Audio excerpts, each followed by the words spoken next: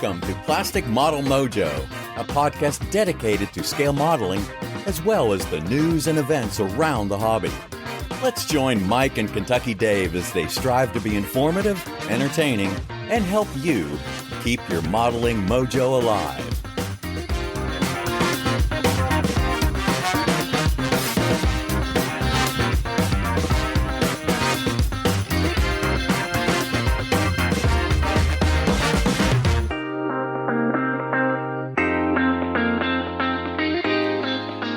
Well, listeners and Dave, welcome to episode 98 of Plastic Model Mojo.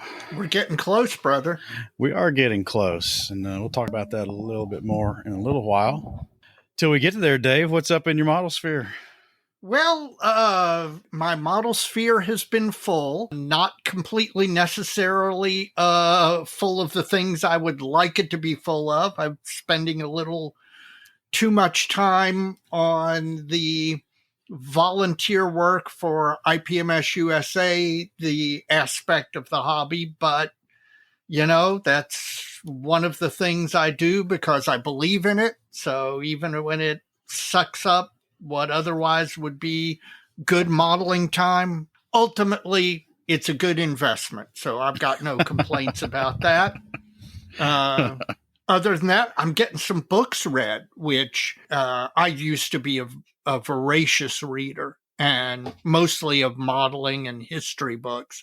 And I'm finally realizing that I'm wasting way too much time staring at my phone for stupid reasons.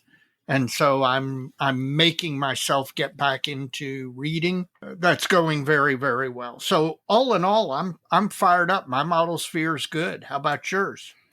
Well, one quick thing. I noticed that Stuart Clark and Company have added a "What Are You Reading" segment to their show, Scale Model Podcast. So that's not a bad idea. Well, I know engineers can't really read if it's not numbers. Well, this one's an informational reader, so I don't get into a lot of fiction and stuff like that. But I do a fair amount of reading, just not like people who read for entertainment read. Right. No, I generally don't do a lot of fiction anymore. I used to in my younger days.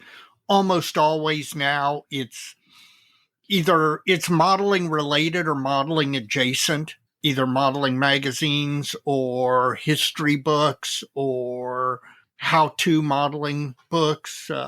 So that's probably the case for me. So what's up in your model sphere? Well, other than breaking my car, I'm laughing not at you. I'm laughing in hopes that it eases your pain, because, man, that's bad. Well, hopefully by Friday it'll all be rectified, except for the money ouch part of it. Well, you might as well tell people what happened. Blew a head gasket trying to take my son on a hiking trip. We got on the mountain parkway, and in about 60 seconds, it went from flashing check engine light to broken bad. Yes. Overheated it, blew a head gasket. Yeah. And for Fun those stuff. of you who don't know, the Mountain Parkway is not the most urban part of Kentucky. And No, it's not. Not the best place to blow a head gasket. Well, we'll try the hiking trip again this weekend. Yes, there you go. But back to the model sphere, I think one thing I wanted to mention is Inside the Armor, Chris Medding's company, Right, has just released a second edition of their Perfect Pits cockpit detailing book. Yeah. This one as an ebook. It's going to be put out as ebook, and it's got an extra chapter in it that the hard copy version does not have. So go to Inside the Armor and check out what Chris is offering for this new edition of Perfect Pits. And it's an interesting little book. So if you're into aircraft, it might be one to check out. Oh, listen, here, I'm telling you, the first edition was fantastic. I can't wait to see what the additional chapter is. Making it available as an ebook really makes a lot of sense. That's something where you can be staring at your phone and actually doing something positive for your modeling, as opposed to doom scrolling through Twitter or whatever other thing distracts you on your phone. Well, not much else in the model sphere. We got a birthday for the wife coming up. I had my folks in town this weekend. Had the misfortunate hiking excursion. Not a lot of bench time. I got a little bit in earlier in the week, but we'll get to that later. So I just want to mention Chris's book. That's pretty much my model sphere, Dave. You got it. Well, of course, it wouldn't be an episode if you didn't have modeling fluid. So, Mike, what's your modeling fluid? I've got an interesting one, Dave. I have Lark Cast Strength Single Malt Whiskey. This is from Lark Distillery in Hobart, Tasmania. Oh, wow. And this was a gift from our new Aussie friend of this year, Mr. Paul Gloucester. Yep. And I'm taking this one neat, man. That's what I got. And Paul, thanks for this. It was good seeing you at the Nationals, and it was good meeting you. I guess we met him at we saw him at Heritage Con. Yeah, yes. So twice in 1 year, all the way from Australia. It's pretty impressive. And hopefully he'll be back at Madison. I think he was going to try, and I look forward to seeing him. So thanks again, Paul. Well, Dave, what do you got? Well, I've got Real Ale Brewing Company's Brewhouse Brown Ale. And this brewery is out of Blanco, Texas. I got it at the Nationals. And unfortunately, I do not know, because I didn't write it down, who gave it to me. So whatever listener you are listening who gave us the Brewhouse Brown Ale from Real Ale Brewing, please drop a note in the dojo or DM me. This is a brown ale with notes of coffee and chocolate, about 5.4% alcohol, and we'll see how it is. August was interesting. I guess things kind of slowed down because of school getting back into summer, and then followed up by, Labor Day weekend was kind of on into September this year. Yeah, a little ways. Mailbag's a little light, but there's some good stuff here we can talk about, Dave. And I know things were better on the Facebook Messenger. So yes, let's dive in. You got it. Up first, Bob Bear, the voice of Bob, and he is sending us a show announcement. It's the upcoming Region 12 contest sponsored by the Charlotte Scale Modelers and the Gaston County Model Builders. So I guess it's going to be a joint affair between the two clubs. That's a good way to do a regional. It is a little more lift in there with the extra half day or full day, however they decide to do it. Let me check the date here. It's going to be Saturday, November 4th. So it's going to be a one-dayer. A one-day regional. They're splitting it 9 a.m. to 4 p.m. Saturday, November 4th at the Gaston County Citizens Resource Center at 1303 Dallas Cherryville Highway, Dallas, North Carolina. And tell you what, we'll put this flyer up on the dojo. And it's got the points of contact for the show. But if you're in the greater Charlotte area or anywhere in the southeast around North Carolina, Charlotte, that's commutable to this show, check it out. Well, and you know what? November, a lot of places in the U.S., the weather has turned. But North Carolina, that's a good place for a November show. Yeah, it won't be too bad. No? Now, I remember going to a Charlotte show in my youth with Mr. Ida Cabbage a long time ago, and we had to detour up into Virginia and come back down into North Carolina, so we didn't have to cross the mountains because it had snowed the night before. And oh wow, wasn't too bad. Or wasn't too bad the way we went, but wasn't so great if we'd gone the more preferred route. But anyway, that's neither here nor there. Bob, thanks for the heads up, and hopefully you guys have a stellar attendance.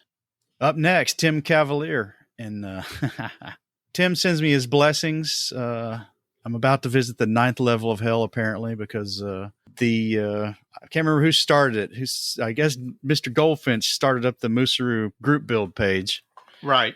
And a lot of listeners to across the pods are chiming in with their own versions of that build just to play along. Yep. And I need to really look at the copy of the kit I got, but apparently the one Tim got is a flash-laden nightmare. Oh, man. Nightmare in a box. So he says, lay in a double supply of modeling fluid, lock the door of the modeling room, and sacrifice 3 bottles of Tamiya Extra Thin when you decide to tackle this one. So that's not good news. No, that's not. But then again, you've never shied away from a challenge. You faced an Allen kit. What could possibly scare you at this point? Just looking at it, I did notice a little flash on the parting lines on the cab and stuff, but The rest of it seemed okay, but I may be gravely mistaken. Well, thanks, Tim, for the heads up, and I'll take a hard look at that because what I'm planning on doing with it, I'm going to have a pretty clean build. So it sounds like I've got my work cut out for me. Tim Cavalier from his own private Idaho. Yep. Up next is Paul Wheeler, and Paul was appreciating our conversation with John Charvat about amps. Mm-hmm. And he was wanting to know where he could find more information about the convention. He asked me specifically, or us, and I gave him some information, albeit kind of dated because I haven't been to an AMPS national convention in a long time. He's wanting to know about judging because he's wondering if he would be able to not stay until Saturday, given that the judging starts as soon as he gets there. If he arrived on one of the earliest days, his model would be judged, presumably, which is probably a fair assumption. But 4 days is a long time for him on this one, and it'd be better if he could get out or Friday, maybe even, or Saturday morning. So I don't know. I gave him some info based on past experience. I think it'd be tough to leave if you received an award, a gold, silver, or bronze, and any of the higher stuff. Most that's not going to be put out when the models are put out. Right. At least they didn't do it that way before. I told him to get on their website and reach out to John or some of the other members and see what they can tell him about that. I know I had to leave an AMM show early one time, and they accommodated that. So a lot of the same people, especially with current crowds. So yeah, I wouldn't be surprised if they wouldn't make accommodations for somebody who's got that situation. The AMPS guys are really good guys. And they're that one of the focuses of AMPS and their contests is making the contest experience better for the entrants. So it would not surprise me if they're willing to make an effort. Up next is Greg Edmonds, and he's also from North Carolina, like Bob. He's from Mint Hill, North Carolina. I'm not familiar with Mint Hill. I'll have to look that one up. Yeah.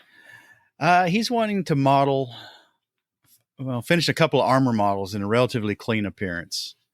A newish vehicle. Yeah. Not covered with mud, not with a lot of damage. And he's wanting any suggestions we might offer to show a modestly weathered vehicle that's basically clean, but not like showroom fresh. So, Greg, this used to be my kind of build style, actually. I typically modeled vehicles that were fully kitted out, typically not a lot of stowage, if any, and no damage, to show it as it would have shown up to a unit new, probably. Mm-hmm. And, back then it was all paint, wash, dry brush. So it got that treatment, but I wasn't bending fenders and putting a lot of mud and rust and dust and stuff on it. Not that all that was that popular back when I was finishing models in that style. Anyway, I don't know. He's thinking his usual techniques and things are going to lend it to be more dirtier than what he had in mind. All I can say is you just got to back off on all that stuff and approach it gradually, I think, to get to the point you're looking for. And let's take a lesson from Steve Hustad here. Steve spends a lot of his time testing and experimenting.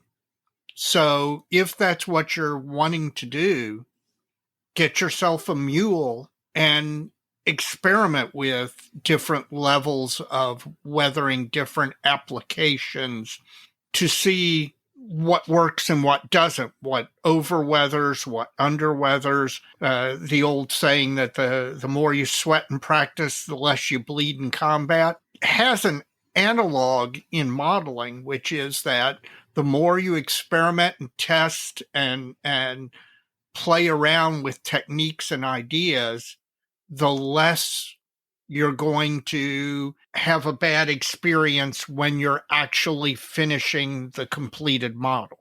Oh, yeah. That's something I've embraced in the recent years since we started the podcast, is not to think I got to try my new thing on my latest and greatest project. Exactly. I will tell you, I have probably done more experimentation in the last 3 years than I did in the 10 or 15 before that. Same here, man.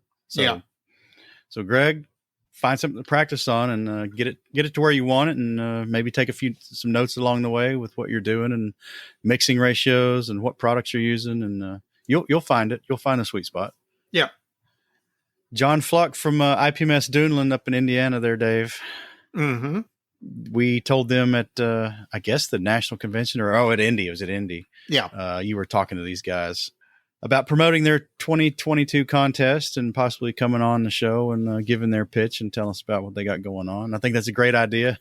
We told them to contact us in September because their show is in October 14th. So it's a little ways off yet, but let's try to get with those guys and maybe set up something for the October 12-minute model sphere. You got it. Guys, if you're listening, shoot us a DM and we'll get it arranged. Because our first episode in October is going to be our 100th episode, and there's that's probably not going to mesh with that too well. But we'll make good, and or we can record a segment between now and then and get it in 99 too. That might also work. So, guys, we'll do that. Get you on here and tell your story, and good luck with the show ahead of time. Yes. All right, and finally, from the email side of things, Dave, is Mr. Kyle Alred. Okay, and he has a question for the wheels, which I'm not going to divulge. Good. But I'm going to use this as a segue to remind folks that we have the 100th episode coming up early October. And that's going to be a Patreon, PayPal, and maybe an extended call-in show. And we're going to be running the Wheel of Accidental Wisdom and taking callers one at a time and letting you join us for a spin on the wheel and having your say about what the topic happens to be. So if you have a question or a topic you would like to see placed on the wheel, whether you intend on calling in or not, please send that via email. And any other email, folks, please, we love the email. This is one of my favorite segments on the show. I've said that repeated times, and all that email can go to plasticmodelmojo@gmail.com. So hopefully we'll get some more topics, Dave. I'm looking forward to it. Well, what's been happening on Facebook Messenger? Well, a number of things have been happening on Facebook Messenger. Well, first and foremost, we got, this is one of my favorite interactions. Malcolm Childs of Just Making Conversation reached out because he had been listening to our recent episode and realized that number 100 was coming up. And so he emailed or DM to congratulate us and thanking us for when they started all of the input that mostly you gave them regarding the mechanics of everything. And then he and I had a discussion about tea and biscuits, or as we would call them over here, cookies. But somebody had suggested to them that they have a tea and biscuit modeling recommendation like we have for modeling fluid. Malcolm informs me that Hobnobs is the proper biscuit choice and English breakfast tea is the recommended tea. So it was we were teasing each other back and forth. And a lot of other people were too. So. Yes. Yeah, so it was kind of enjoyable to have a little fun with one of our friends over across the pond, and we appreciate the good thoughts and the thanks. That was very, very kind. Charles Rice had reached out because he was looking for a bourbon recommendation and was trying to remember what you were currently enamored with, Russell's 10-year, Old Forester 1920 Prohibition style. And we interacted a couple of times. He finally settled on Woodford Reserve. Oh, I saw that. And Charles, you are not going to regret that. And your price point is pretty good too. I got to say, I'm not sure where Charles is, but he got that Woodford for a pretty decent price. So you won't be disappointed. What else? Well, William Scantleberry, and let's see if I know where William is from. You know, with Facebook, it's always so hard to tell where people are from. Well, we quit prompting folks for that, and they stopped doing it. So I'll say, while you're looking, I'll say, folks, please tell us where you are. Yes. It doesn't have to be an address completely, but a city and state or city and nation, wherever you happen to be. We just like to know our reach and where folks are coming at us from. So please include that information with all your correspondence. We really appreciate it. Well, he's making his way back through the back catalog. And he was listening to episode 51, and we were talking about women in modeling and the rarity of it and how we're starting to see more of it and all. And he brought to our attention a female modeler that he's familiar with who builds semi-tractor trailer trucks. She has spina bifida and is in a wheelchair, but she produces beautiful trucks. He sent us a couple of screenshots of one of her semis, and man, there's some beautiful work. Even among automotive semi-tractor trailers or semi-trucks, it's almost the helicopters of aircraft in automotive. Because the size and the chrome and exactly. And man, this woman, he doesn't provide her name, but this woman is doing a beautiful job. And I'm happy to see that because frankly, the more diverse modeling becomes, I think it's better for everybody. There is a value to diversity. And so I was really interested to see it, and thank you for listening to the back catalog, and thank you for chiming in. So anybody who's listening to the back catalog, it doesn't matter that we recorded the episode a year ago. If you hear something and you want to comment on it or want to message us about it, we're more than happy to have you do that. We really are. We're just happy people are listening. Got a DM from a person. I apologize. I'm gonna pull a goldfinch and butcher a name here. Dmitry Chizikov II, who I think is in Scotland or Ireland. Dmitry Chizikov, but he brought to my attention a particular model painting style that he had seen. Oh, this is that car. Yes, this is that car. What the person had done is they took a car model, and instead of painting it as you would see most car models in most contests or whatever. Yeah, magazines or whatever. Right. This person painted it as if it was an illustration in a comic. And it's really unusual looking. You know what? I will put a link. He provided the link to this, and I'll put that link in the show notes, and maybe I'll post it to the dojo as well. Because copy it out and paste it so anybody can see it in the dojo. And what's really weird is, okay, the first moment you look at it, it's so different that it's kind of shocking.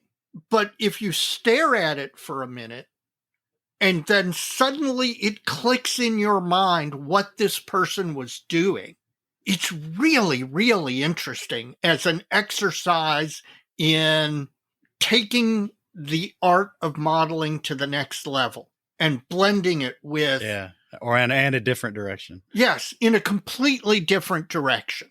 It may not be everybody's cup of tea, but what it really shows is somebody who is taking the art of modeling and blending it, stretching it, doing things with it that maybe are not classical in what we would consider straight up modeling, but doing so in really interesting ways and showing artistic technique, just every bit as artistic as somebody who weathers a model really well, or, does one of those U.S. Navy paint schemes and represents a really weathered U.S. Navy aircraft. And the more I stared at this thing, the more I really, really found it interesting. So I'll put it up on the dojo, and I'll put it in the show notes. So it'll make you think if you stare at it for a little bit. We got any more? 2 more, and they're both related. Kevin Kelly and our friend Stephen Lee both reached out because some people are aware that, again, we of us on the IPMS USA e-board are right now putting in a little more work than we'd like to be because we're having to deal with things. And so both of them reached out and just to say thank you, recognizing the fact that I and the other e-board members are spending time doing things that take up our time when we'd rather be doing modeling. So both Kevin and Stephen, I really appreciate that. And you all aren't the only ones. I got lots of emails, I got texts, and I appreciate that. I appreciate the recognition that the time I'm sacrificing doing this is time that has value, and hopefully will lead to improvements down the road. And so I want to thank those two and everybody else who reached out in any way. So that was kind of nice. That's your mailbag, Dave? That's the DM side, man. Again, if you want to talk to us, you can do so by sending an email to plasticmodelmojo@gmail.com. And please give us some topics for the wheel. We love to have them. And Yes. If you don't want to do the email, you can contact us through Facebook Messenger. So that works just as well too. As you've seen, we've kind of split duties here between us for both avenues of communication, and it's working out well. So that's it for listener mail. Yep.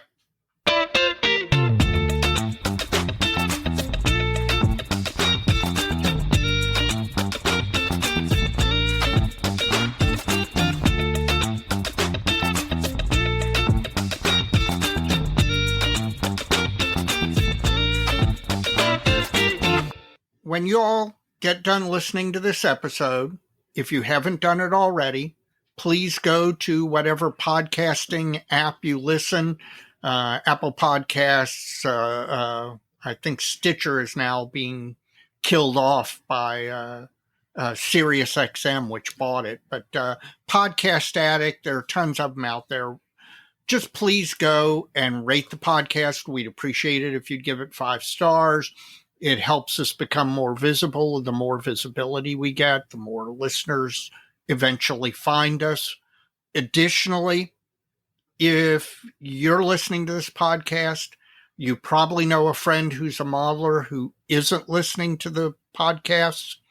If you would reach out to them, you may have to help them a little to show them how to download a podcasting app and how to subscribe to Plastic Model Mojo. If you'd help them do that, we'd appreciate it. It is the single best way that we get new listeners. And again, the podcast continues to grow, much to Mike and I's surprise at some point.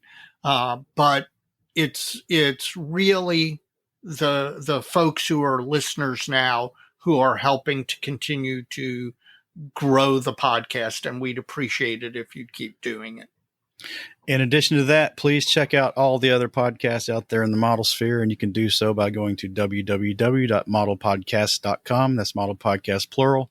It's a consortium website set up with the help of Stuart Clark at Scale Model Podcast up in Canada, and at modelpodcast.com. You can go to that URL and you'll find the banner links to all the other podcasts who are participating with us in the spirit of cross promotion. Check it out, modelpodcast.com. In addition to the podcast, we've got several blog and YouTube friends we like to plug every episode. Among those is one you just mentioned, Mr. Stephen Lee, Sprue Pie with Frets. He's got a long and short form blog. And I assume we're going to be seeing something from him on this thinly veiled mention of yours about the topics of the goings on. I imagine. Jeff Groves, the Inch High Guy blog, all things 72nd scale. Looking forward to seeing Jeff at our regional convention here coming up in a couple weeks. Me too. Hopefully makes it down. Yep. And one I really, folks really need to check out is Chris Wallace, Model Airplane Maker, his blog and YouTube channel.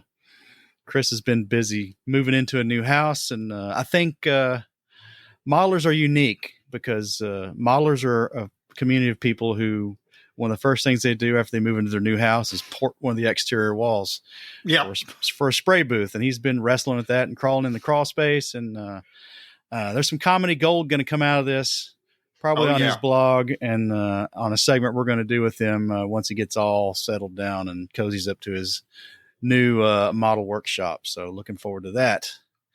Jim Bates, Scale Canadian TV, YouTube channel. Jim's always got something to say, and hope his foster dog's going well. And his foster dog has just been adopted by a new family, so it was a great experience for him. And the foster has now got a permanent home, and it was a great experience for Jim, and I think he's going to be doing it again soon. Well, he's got a modeling YouTube channel too. So, man, we're all over the map tonight. We got dogs and bourbon recommendations and all kinds problems. Of stuff. And car problems. This is the life of Mike and Dave episode, I guess. That's right. Who else we got? We've got Evan McCallum, Panzermeister 36. Please check out his YouTube channel and all his armor modeling, building, reviews, and weathering videos he's got out there. And always looking for something new from Evan.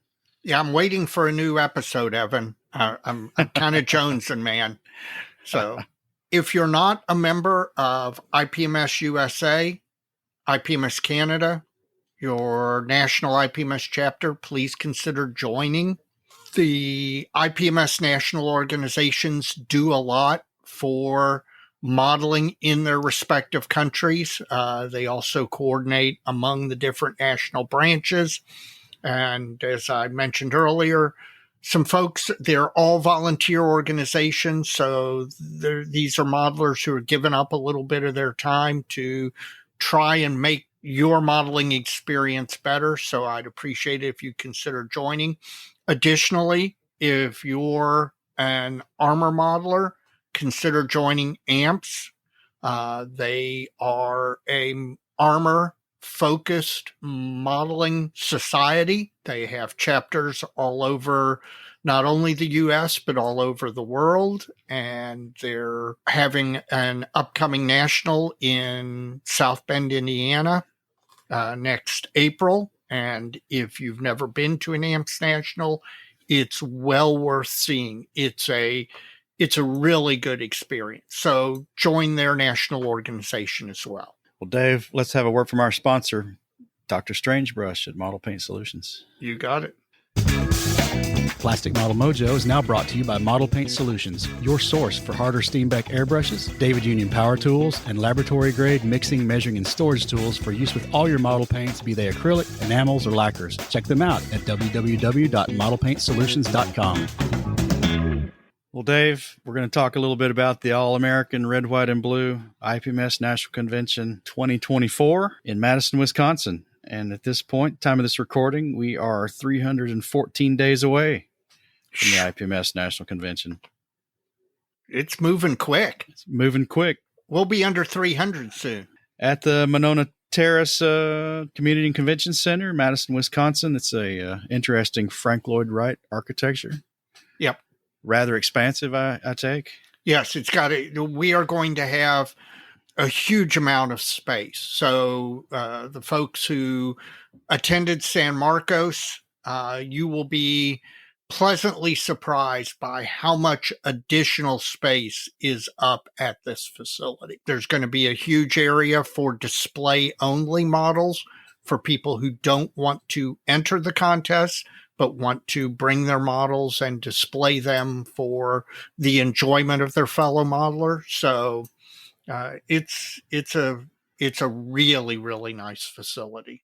And there's a push kind of growing behind the scenes, kind of grassroots, to try to make this one of the best nats ever. So absolutely. Given its proximity to Canada, we are hoping that our friends in America's Hat, aka the Great White North, are going to come out in force. This is about as close to the Canadian border as a U.S. national has been in quite a while. So there's no excuse for our Canadian cousins not to come down in force to be a force to be reckoned with at the show, because there are a lot of great Canadian modelers We know a lot of them personally. I'm hoping that we'll have a huge Canadian turnout at Madison. Well, the show is July 17th through 20th, 2024. Not a lot out there yet, but you can keep up with all the latest developments from Jeff Hearn and his team at nats2024.com. That's the official convention website. That's nats2024.com. So hopefully it'll turn out to be awesome as the last few were, and even better. Even better. They're getting better and better. Well, we're doing something a little different, folks. This time, this is the episode where we're going to move things around a little bit, and we're going to move our special segment up a few segments and get that in the show a little earlier and see what folks think about that. You still got to hang around and listen to the other stuff, though. We'll be upset. We had the pleasure recently of talking to Lincoln Wright of Machine & Krieger fame about his upcoming book. Had a nice conversation with him. We knew we were going to, and he's been making the rounds on some of the other pods, so it's kind of timely that he got on with us too. So, Dave, let's get into our conversation with Lincoln.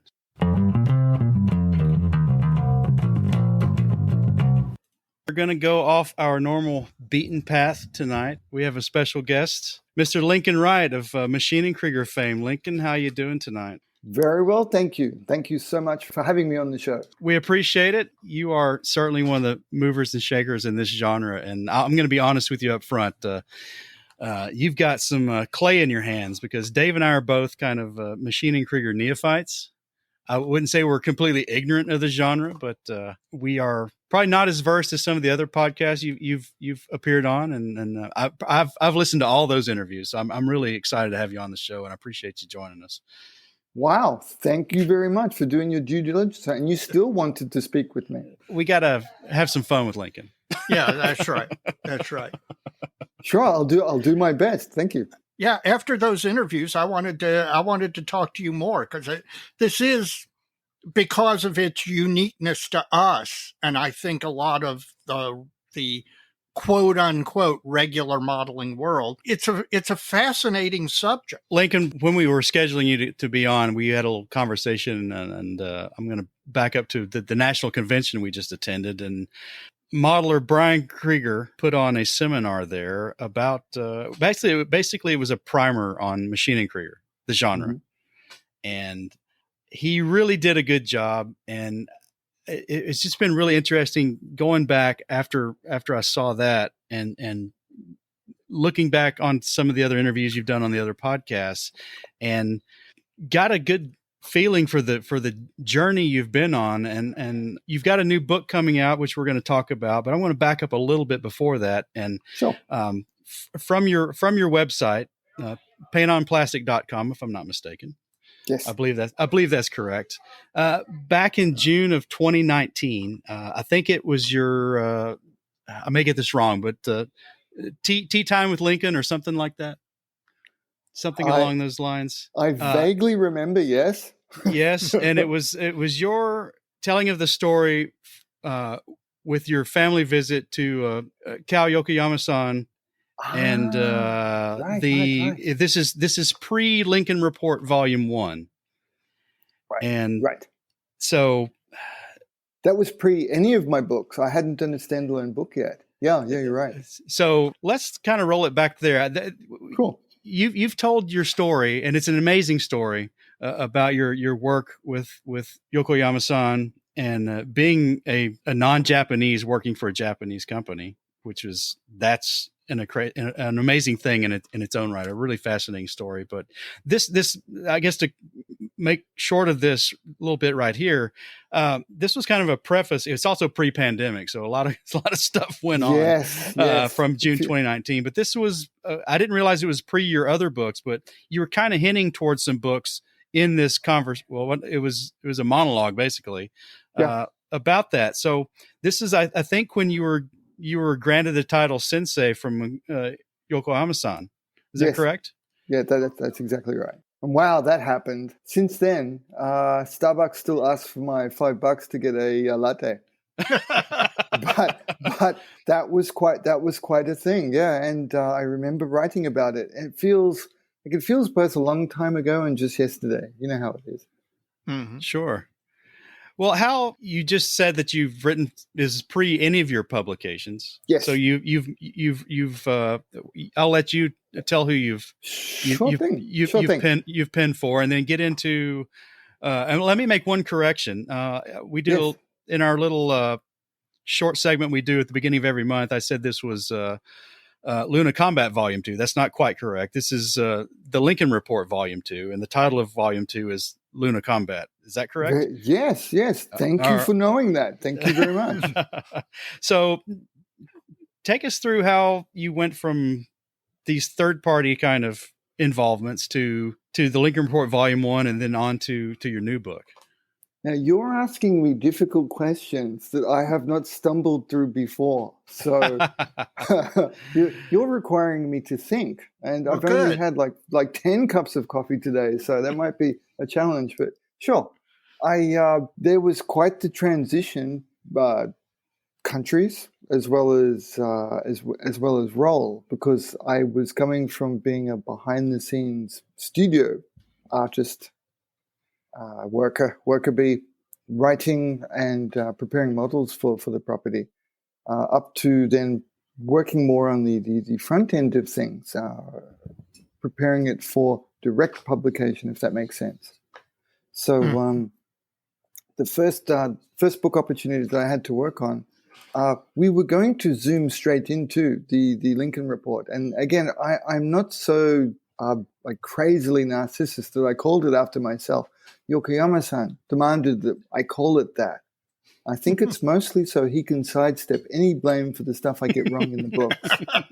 But he wanted it to be, as you've mentioned, it's that unique point of view that I'm able to bring to both the genre and even like some aspects of scale modeling, we could say, because I got to be a Westerner who grew up in Japan, who's got into scale modeling and then worked in scale modeling. And I kind of squeezed myself into being an apprentice, if you will, to Yokoyama-san, who's he's a proper artist. He's a lecturer at an art university as well. His specialty is actually Western painting. He's a Rembrandt expert. Really? Yeah. Like, I mean, really, Machine and Krieger is actually connected to Rembrandt, believe it or not. Okay, you're good. That's there's really a lot of really cool interesting details. Yeah. You've got a Japanese artist who is classically trained in the Western fine arts, particularly the great masters, Rembrandt. And through that, somehow out the other end comes Machine and Krieger. Now, I can add something even better to that, Kentucky Dave, that you'll love, because it's US based. The Japanese filmmakers were taking a lot of inspiration from both US and I'd say British filmmakers, sci-fi filmmakers at the time. Mm-hmm. So he was also working through university as a prop maker for television studios. Those crazy Japanese things where they get the guy dressed up in the huge suit? Oh, the Rubber Monster movie. Yeah. And then they homage it. Kaiju. Really, wow, dude, you guys know your stuff. Did you see that really awesome homage in Arrested Development? Yes. And I think it was George Michael. They had flying around in a suit over the small village. And so anyway, sorry, funny aside. Yeah. So Yokoyama-san was working on that too. So they were also really heavily involved with prop making and prop photography for television and movies. So that combination kind of came together. So there's that Rembrandt study that we were talking about combined with prop making, and they happened to dovetail together perfectly for this opportunity that would have come up for him with the SF3D, the precursor to the Machine and Krieger property. Right. So, what an interesting background, right? And I just some random guy happened to stumble in. My saving grace was I spoke Japanese already. I spoke Japanese really well because beer and girls. And I was super interested in scale modeling and happened to have been doing it a fair bit. So, and being a movie buff and TV buff, that communication shortcut, it helped us talk together before the show, which was really cool. That's also what happened for myself and Yokoyama-san, because he's a real fan of international, especially US movies. I've wasted a lot of my life watching stuff like that. So being able to communicate with him using that as a kind of shorthand was really instrumental to getting that opportunity as well.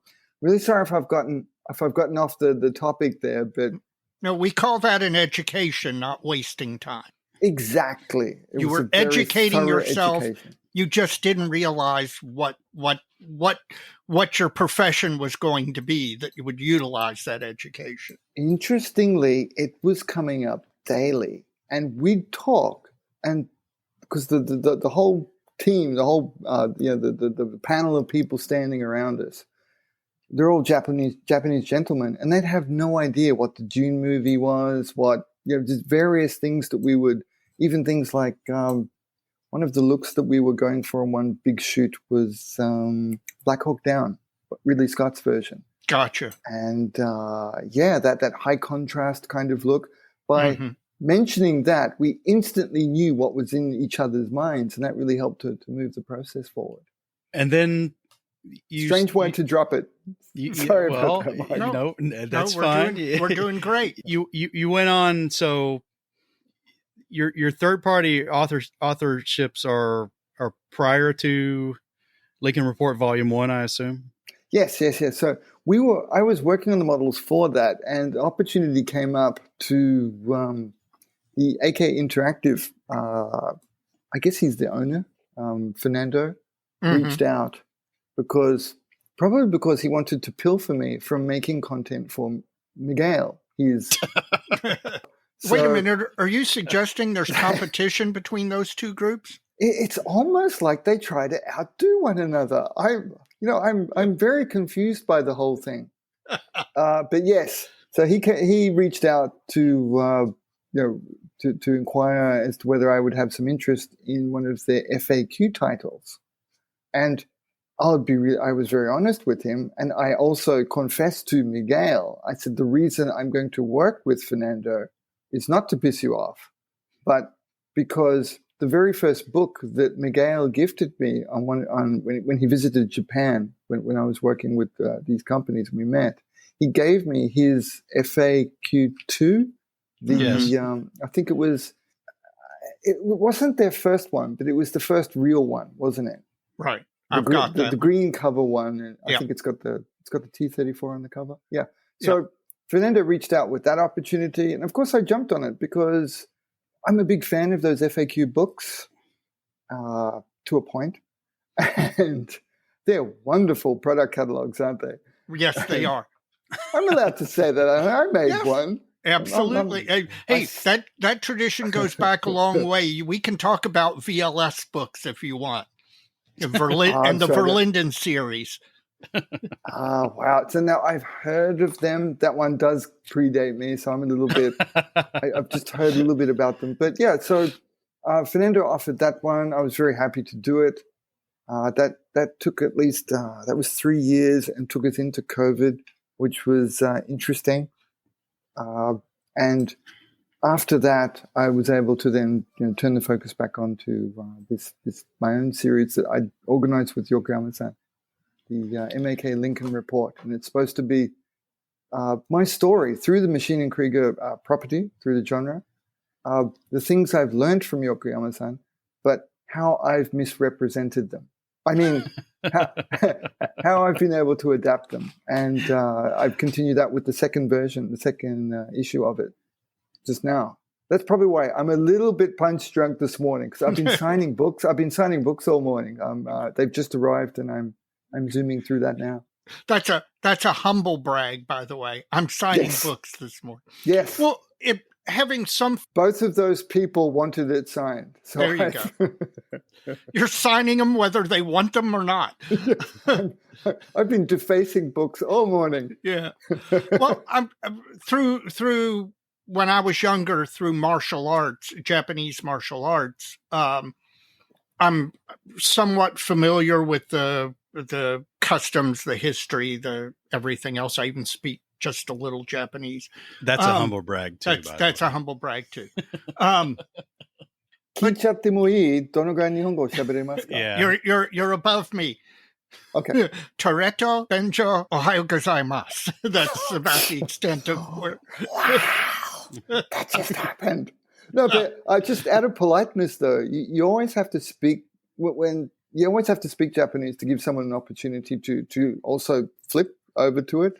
Yep. So that wasn't meant to be a thing. I just wanted to offer you the opportunity. That was fine. No, what I was going to say is it's very unusual for, I mean, and this is not an insult, but Japanese by their nature are a very closed culture. They are reluctant to let in people who are not native Japanese. Oh, yeah. And so the fact it's not an insult. Actually, Kentucky Dave, I think that is a highly accurate assessment, and Japanese people would agree with it. And so for them to not only work with you, but to bring you in and to centralize you and your work in part of their overall field. I mean, that's really unusual for I mean, it's a high honor. It's a real compliment to you and what they saw in you that they were willing to do that. See, if I was smart, I would say thank you and shut up. No, but you can go on. That's I'm not. But I'm not. And I'm probably far enough. I've got enough space now so that I can just politely mention that it was not without some trials and tribulations. I'll bet. So, yeah. But it was quite a thing. And that was, special thanks to the boss guys. Now, here was the most unusual part of it. The very top people were the ones who were most open to it because I think they're the smartest. And no, not because of their age or anything. No, it was because they could because see they chose you. And no, not kidding. that.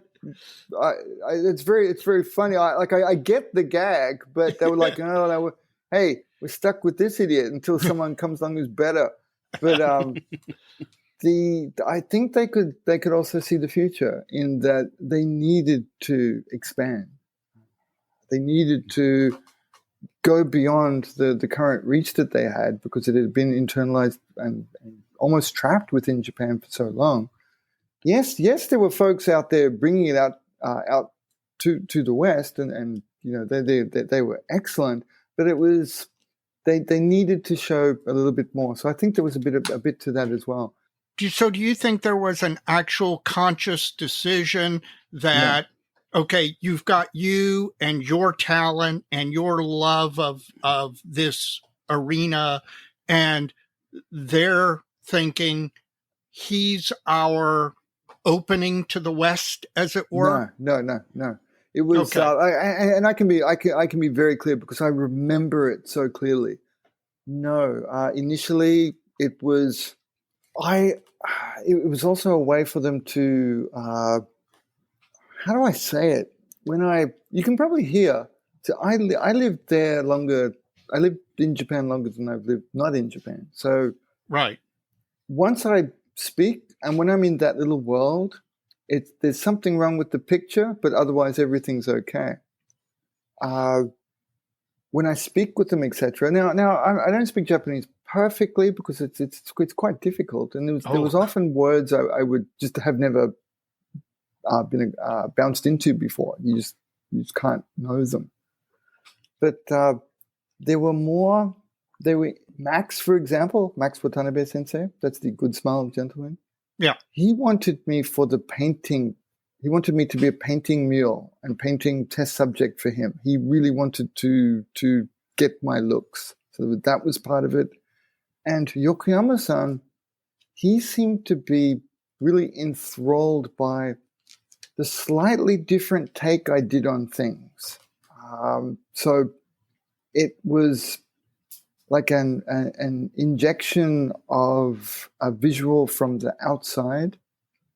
Gotcha. Plus, because a lot of their work was actually being written in English, it didn't hurt to have someone who looked like he might be able to speak English to write some of the stories that went on the back of the boxes. So there was a bit of that too. I would like to think if it would be wonderful for me to say, I was Dave Filoni doing all the stuff for LucasArts now. Yeah. I'd like to pretend that it was this forward thinking, but I know it wasn't. And they did not expect me to leave Japan because I'd already passed a couple of what would you call them? They're almost like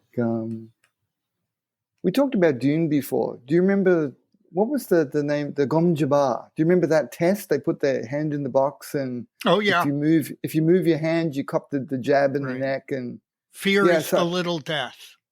That one. Yeah. I'd already been through a couple of them because we went through there was a large earthquake disaster. Most of the foreigners, they started calling foreigners flyjin because they all ran off in airplanes once things went badly. So because I stayed for that, I'd kind of passed this little sort of test. So they didn't expect me to leave. It was, and again, just because people are wondering why, it was because my daughter demanded to go to school in English. So we've moved back to Australia to make that happen. And this is a completely non-modeling related. So why did your daughter want to go to school in English? Yeah. I hope she's okay with me talking about her. Hi, Tabs, if you listen to this. We can cut this out if you need to. No, it's fine. It's fine. No, because this part is quite central to our story. So my daughter, her name's Tabs, she didn't like me speaking Japanese. She would catch me at home and say, Dad, Mum has a Japanese face. She speaks Japanese. You have an English face. You should speak English. So that was just decided from a small child. She had made that decision, and she decided that she was an English speaker. She actually does not. She takes Japanese as a subject now, an academic subject. But we were allowed for her to study it at school because her Japanese is bad enough, if that's the way to say it. Because she wouldn't even use chopsticks when we lived there. My wife would ask a waitress to also bring a knife and fork. Yeah. And they'd put it in front of me. and the kid would lean over and go, "No, that's mine." So that was a big part of it. My daughter she decided that she wanted to grow up in the other world that I represented. So it was up to middle-aged Dad to make that happen. That's fascinating. Just as an aside, that's fascinating. Fascinating is one word. Exhausting is the other. Well, I imagine that's a hard move. That's a big move. Hey, what they say about children is true. The days are long, but the years are short. My two daughters, 19 and 16, I swear I blinked and it suddenly happened. Oh, congratulations on having two daughters. Yeah, that's a thing, man. Both are adopted from China. I'm not sure if you're messing with me or not. No, they are both adopted from China. Both of my daughters. Wow, that's pretty cool then. Yeah. Yeah. So my one touchdown in Japan was 3 hours in the waiting area at Narita Airport, going from Narita to Beijing. Wow. No, that's fascinating. I have questions, but politeness and embarrassment has me refraining. Off the air, I'll answer anything you want. Well, Link, after the third party authoring, you got into, I guess, Lincoln Report Volume 1, which is MK44. Is that right? Correct. Yes, that's right.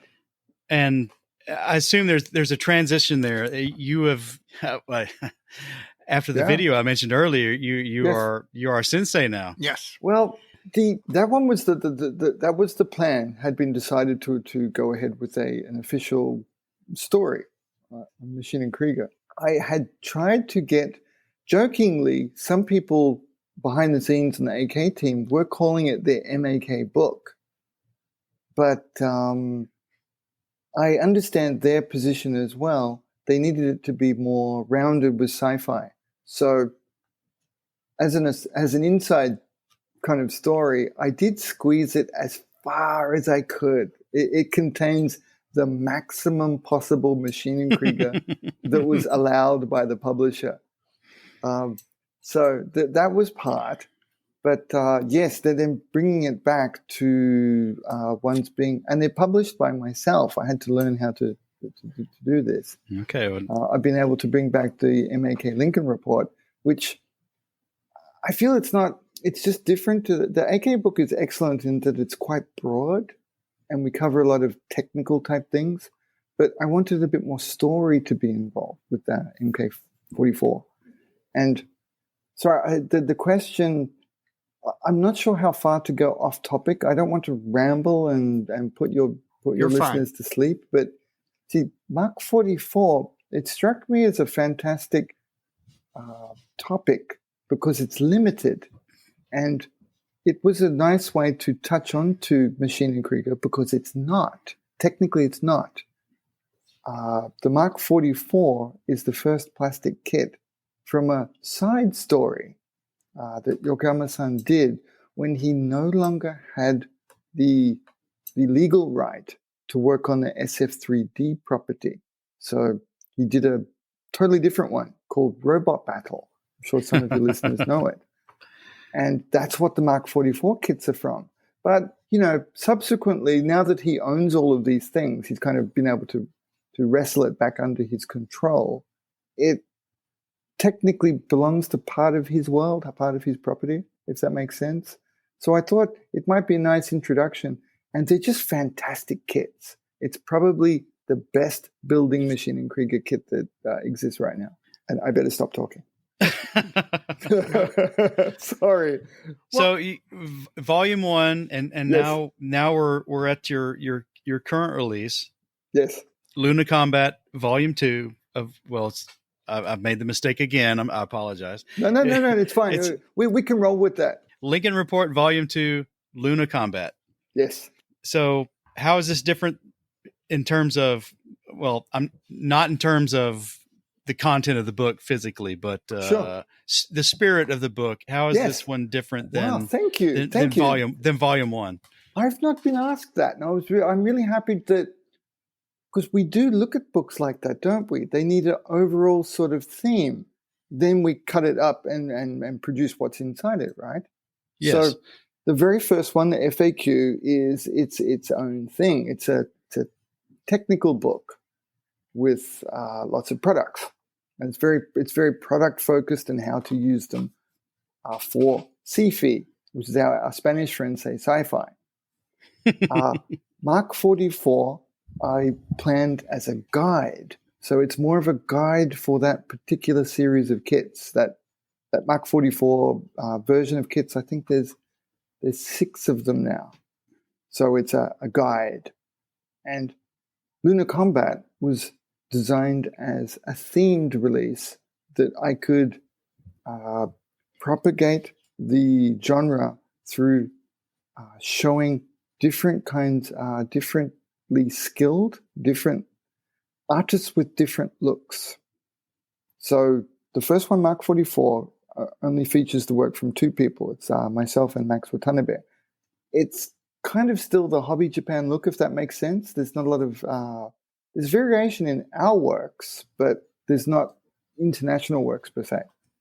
Okay. But then Luna Combat, I've been able to bring in 5 different friends from all around the world to bring in very different looks for Machine and Krieger for the first time in an official publication, because they've not had them before. They've always been quite, like the first one, Mark 44, quite limited, quite Japanese.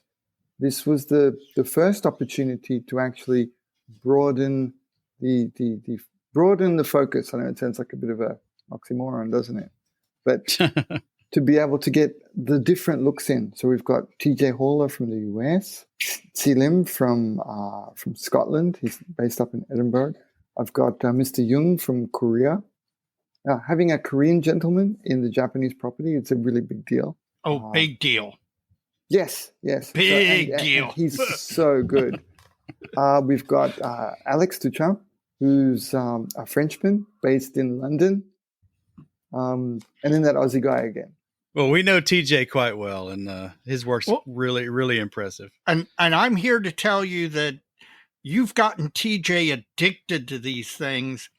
We're on DM with different podcasters behind the scenes. We've all become friends. TJ is cranking out these mobile suits like nobody's business and doing things that are wild. He's really just seems to have fallen in love with the genre. Yeah, all your TJ belong to us. TJ and I talk quite. We were having just a really quick interchange this morning.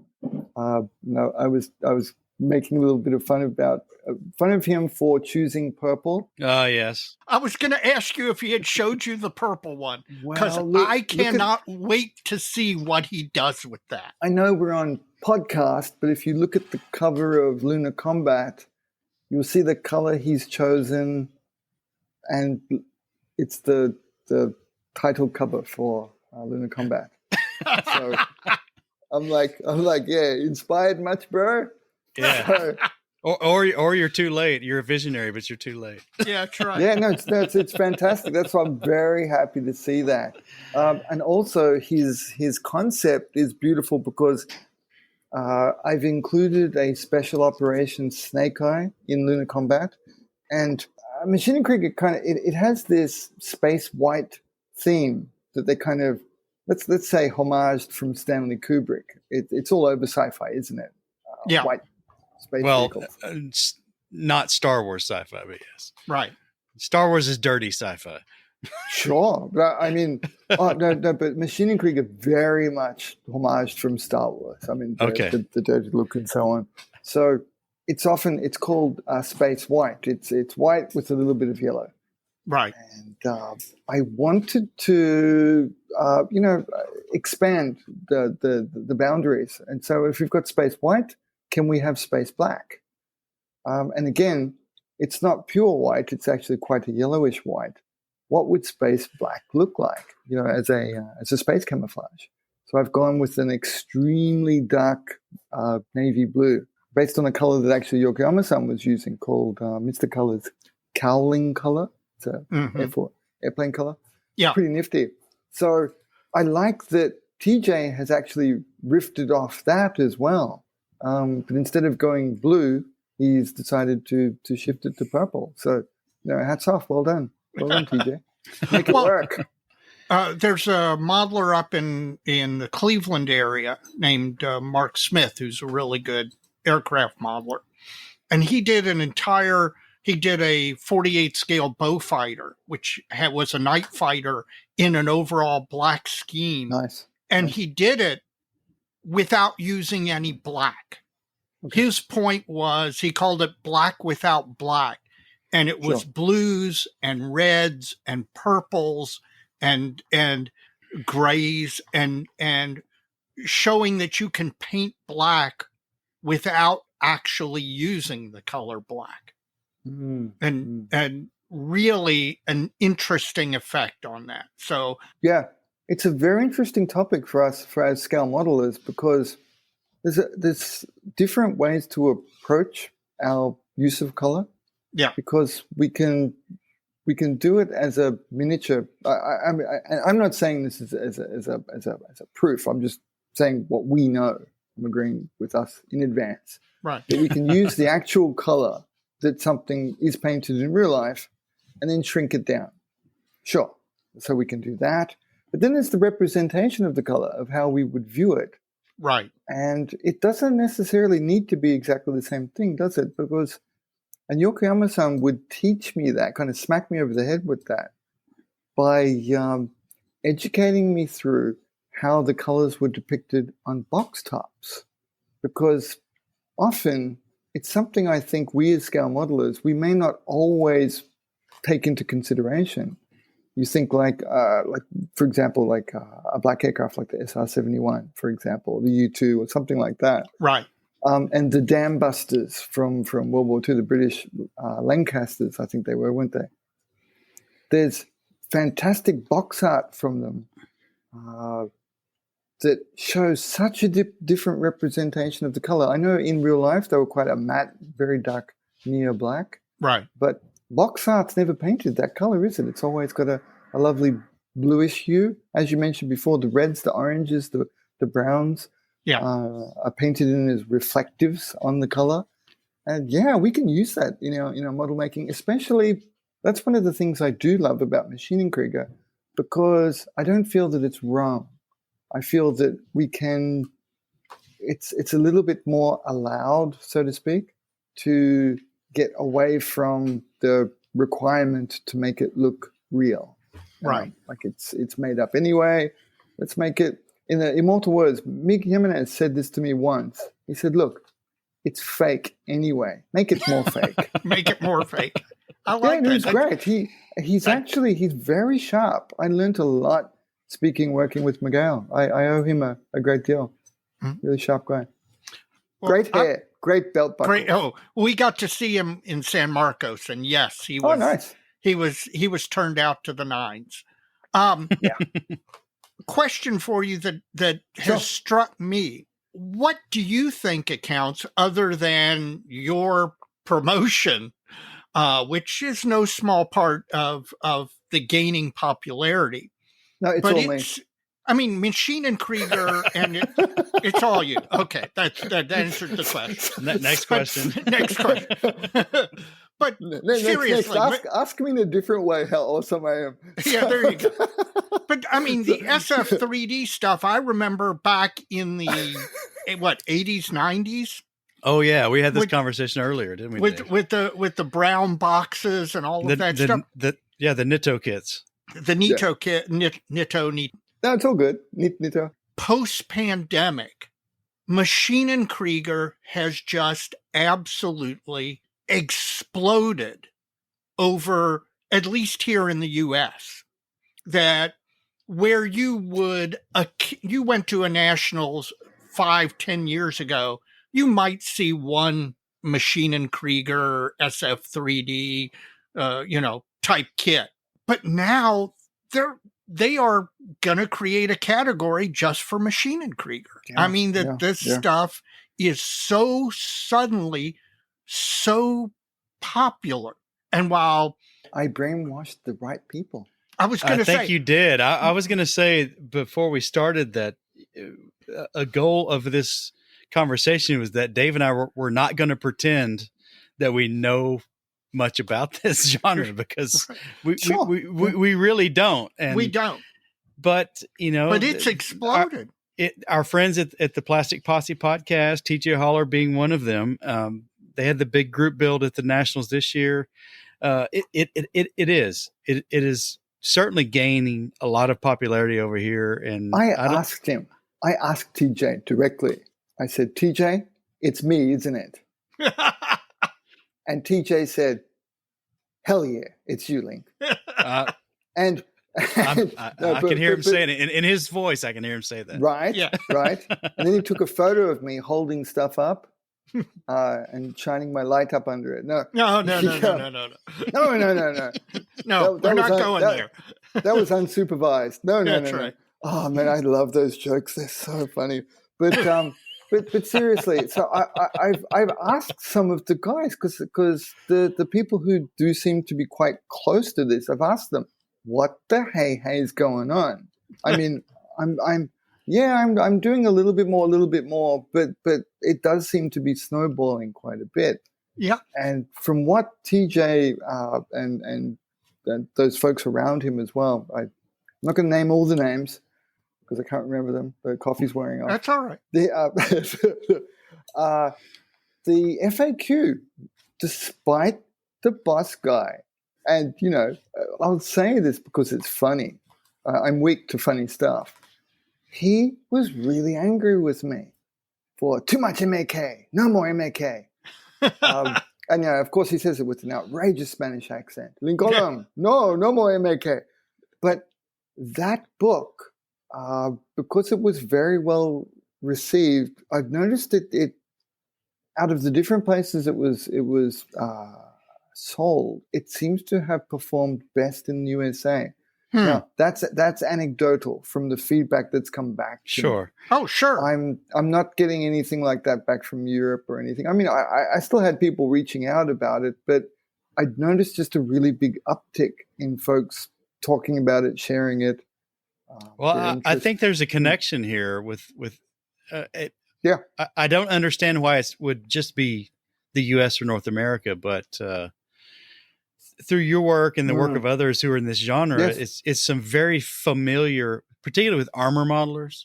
Yes. Some very familiar weathering and technique application to some really cool sci-fi stuff where they don't have to be bound up by the historical bookends of this thing. Well, I was a new armor modeler when I discovered Machine & Krieger. So I was learning as much as I could about armor modeling and armor modeling weathering in particular. So then as I became more involved with the Machine & Krieger stuff and started learning how to paint it their way, I then was applying Western armor modeling and say air modeling weathering techniques to it. So very much that kind of, I was accidentally making a hybrid kind of look. So that, it just happened to be the right time for that sort of thing. And the FAQ very much had that in it because I managed to plan and include a couple of pretty cool models that had a nice balance. They were done partially in the Japanese way, then partially, in a Western way that we could all understand. So I think that touch point was also useful because I tried to show that it was quite flexible. I think some genre can put some of us off because we don't get to bring all of our skills with us. What's his name again? Steve Martin. He's got an excellent biography that I read, and he mentioned that Johnny Carson told him once when he appeared on the show. That's Steve Martin. That's Steve Martin. Yeah, that's Steve Martin. Johnny Carson said to him, he said, "Yeah, learn all of those silly things, the juggling, the banjo playing, all of that. You'll use everything. That will all become useful for you." And I feel that Machine & Krieger can be lots of fun for many of us because we get to use everything we've learned. It's not just Warhammer painting. It's not just tank painting. It's not just, you can use anything you've ever learnt and wanted to use and throw it on there. And it works. That is a really good insight that because of the fact that these things are, and quote unquote, not real, that the palette becomes just so much more wide open for doing you just said what I was thinking. Anything. Like they can be in scale. Some of them are very Wehrmacht looking. Right. Some of them are very Spitfire looking. So you can bring that look in. But also if you've never done that kind of thing or don't care for it, you can bring whatever of your looks in that you've developed over the years. And even with our friends there going to nationals and the different versions of fantastic Machine & Krieger models I've seen, like Mr. Bonanni, he did a Mark 44. And my goodness, the airbrushed camo I saw on it, I was like, dude, it was so good because it was, I believe, advanced late war German equipment style three color camo painted onto this machine in a different scale, and it totally worked. It was really, really good. Then John is a specialist in that camouflage. Oh man, it was so good. That's why I've asked him. Let me just say, I've got feelers in place. I got people working on it as we speak, bribing, trying to cajole John into doing something for me in the future. Then we've got folks like TJ That's why TJ was perfect for Lunar Combat, because the Strahl faction, they bear some similarities. And now I say this, I'm very pro-US, okay? Mm-hmm. Big fan of the United States. It's the greatest nation on earth for what you've been able to achieve and produce. So there's never any slight Right. from my point of view. And especially growing up in Japan, America is big, and not in particularly bad ways either. Right. You'd think because of the history, but no, they're very pro-US. But where I'm going with this is, and the reason I'm buttering you up so hard, That's all right. is because the Strahl Democratic Republic, the SDR, they do bear some striking resemblance to modern day US military because of their very broad reach and their use of drone technology and stuff like that. So they're not in the stories. They're more a governing force that's been given the responsibility of taking over the Earth, and some of the nitty-gritty stories are more like just something you would see locally in a place that was newly formed, so to speak. So you bring up a good point that the backstories that have been created for these things really do provide a hook for a lot of people who get into it.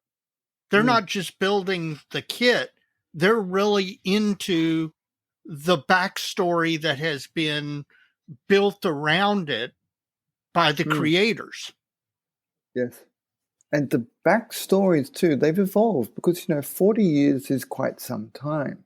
Yeah, that is some time. From the beginning of it, they were written by a gentleman who was an expert on the previous world conflict.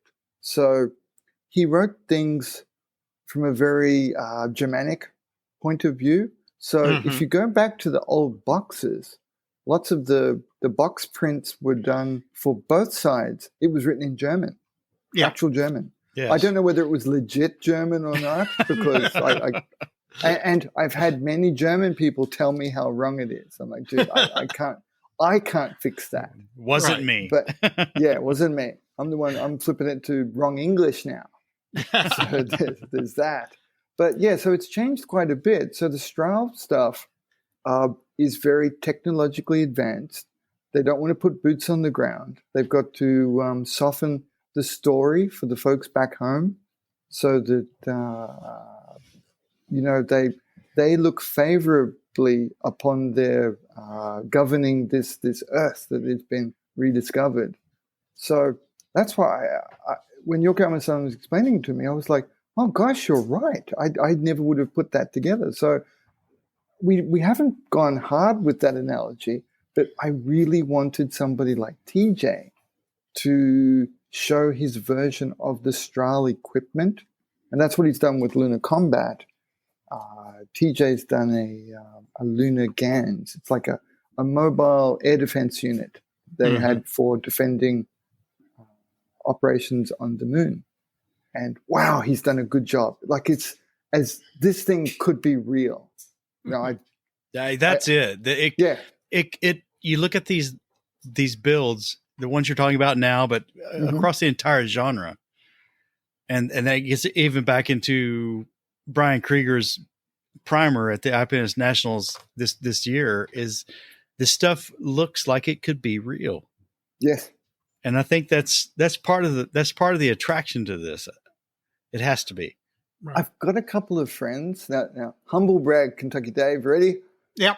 I've got a couple of friends who are like, I've got NASA and ex-NASA friends, and I shoot them pictures of stuff I'm doing for the space stuff, and I tell them, listen, you're my target market. I need my NASA buddies to sign off on this. If you think it looks legit, I'm on the right target here. So yeah, it's making it look as if it could be real, whilst also expanding the artistic kind of nuances that can be applied, because we can't always do that when we're doing our Shermans. Right. We're not allowed to do it because we don't want to be beat over the head with the baguette for doing it wrong, do we? No. So you got to make it look right, and because it's real bookended by history and yes. reality. Right. Yeah. If you've got that Sherman, it's in Bastogne, man, it better look right. But so for that one, I was able to bring in another friend who produced something that is, and we got to touch on this really cool topic of shibui. I'm sorry to speak Japanese, but we don't really have an English word for it, even though famous Americans have touched on the idea. They became quite adept at it. I mentioned this in another podcast. You may have heard it. I was talking about Mr. Frank Lloyd Wright, the architect, and his work, how he gets the simplicity into things that are quite complex. Yeah. And Alex was able to do that with, again, the Strahl equipment by doing a single color. It's blue, but my goodness, it's all kinds of happy blue. So I knew we could make Yokoyama-san happy with that one too, because, it's the traditional sort of Renaissance style of painting and color separation painted onto a Maschinenkrieger suit. So it's so much less but better. These kind of topics, I think they can be very attractive and fun for us as scale modelers, that we can try a little bit of something different. I think that's it. I remember in the 80s when the Nitto kits first started showing up in the United States, the SF3. Wow. You do remember it. Wow. Oh, gosh, yeah. Absolutely. Oh, yeah. And I'm like, ooh, wow, that's kind of cool. But it was a little bit foreign too. It's like, It's totally foreign. I'm I'm so jelly. I'll say jelly because I don't want to be, angsty. But did you guys both experience that real time back in the day? That absolutely, so cool. absolutely. And the thing is, back then they were rare as hen's teeth. When you saw one, it was, it's not like you could walk into any hobby shop and there'd be a Maschinenkrieger section. You would see one of these kits somewhere at a show or somewhere in a hobby shop where they had a single kit, and that was it. And I was going to ask you about that. We're talking about how suddenly it's exploded in popularity. Yeah. It's also suddenly and again, exploded. It's still me. Yeah, it's all you. We're going to acknowledge that it's all you. But not only has it exploded. And for the record, I know it's not me. I like joking around about it. Oh, God, yes, absolutely. Absolutely. We're going to give you the credit whether you want it or not. No. But not only is it exploded in popularity, it's exploded in availability. Yeah. That, again, this stuff, when Mike and I were coming up, you saw it rarely. And if you were into it, you grabbed it no matter what the price, because you didn't know whether you would see one ever again. Yeah. But now it seems like, to go along with the explosion in popularity, thanks to you, there's an explosion in availability where these things are readily available all the time. Whatever somebody's looking for, they can pretty much find it. Well, it's like Dave and I have known each other for 30 years, because that is such a good segue. Yes. Link. Is that all my fault as well? No, and it's not any of your fault. We've alluded to and kind of copped to our age a little bit about seeing the SF3D stuff from Nitto hit the hobby shop shelves. Yeah. Back in the 80s. Yeah. And Dave has mentioned that popularity has increased and the availability has increased.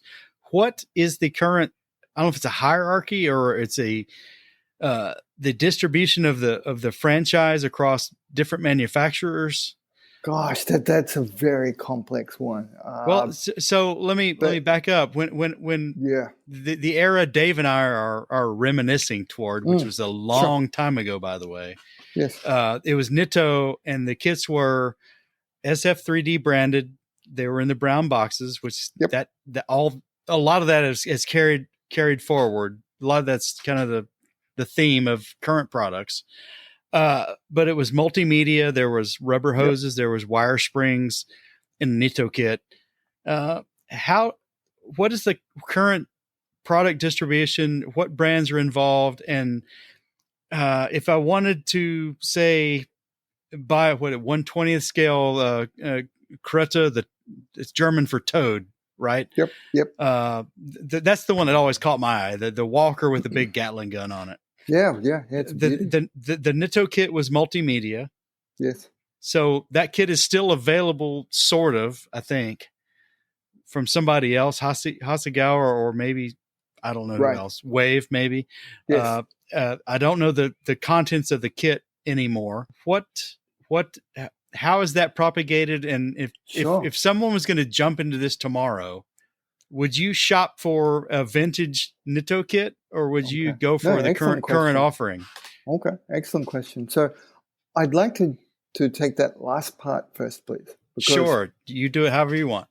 Because that one makes a lot of sense to me, and this is something we talk about. Because if I'm really honest, the reality, the nitty-gritty of how this works, as you buy Nitto stuff, that money doesn't go back to anyone anymore because Nitto no longer exists.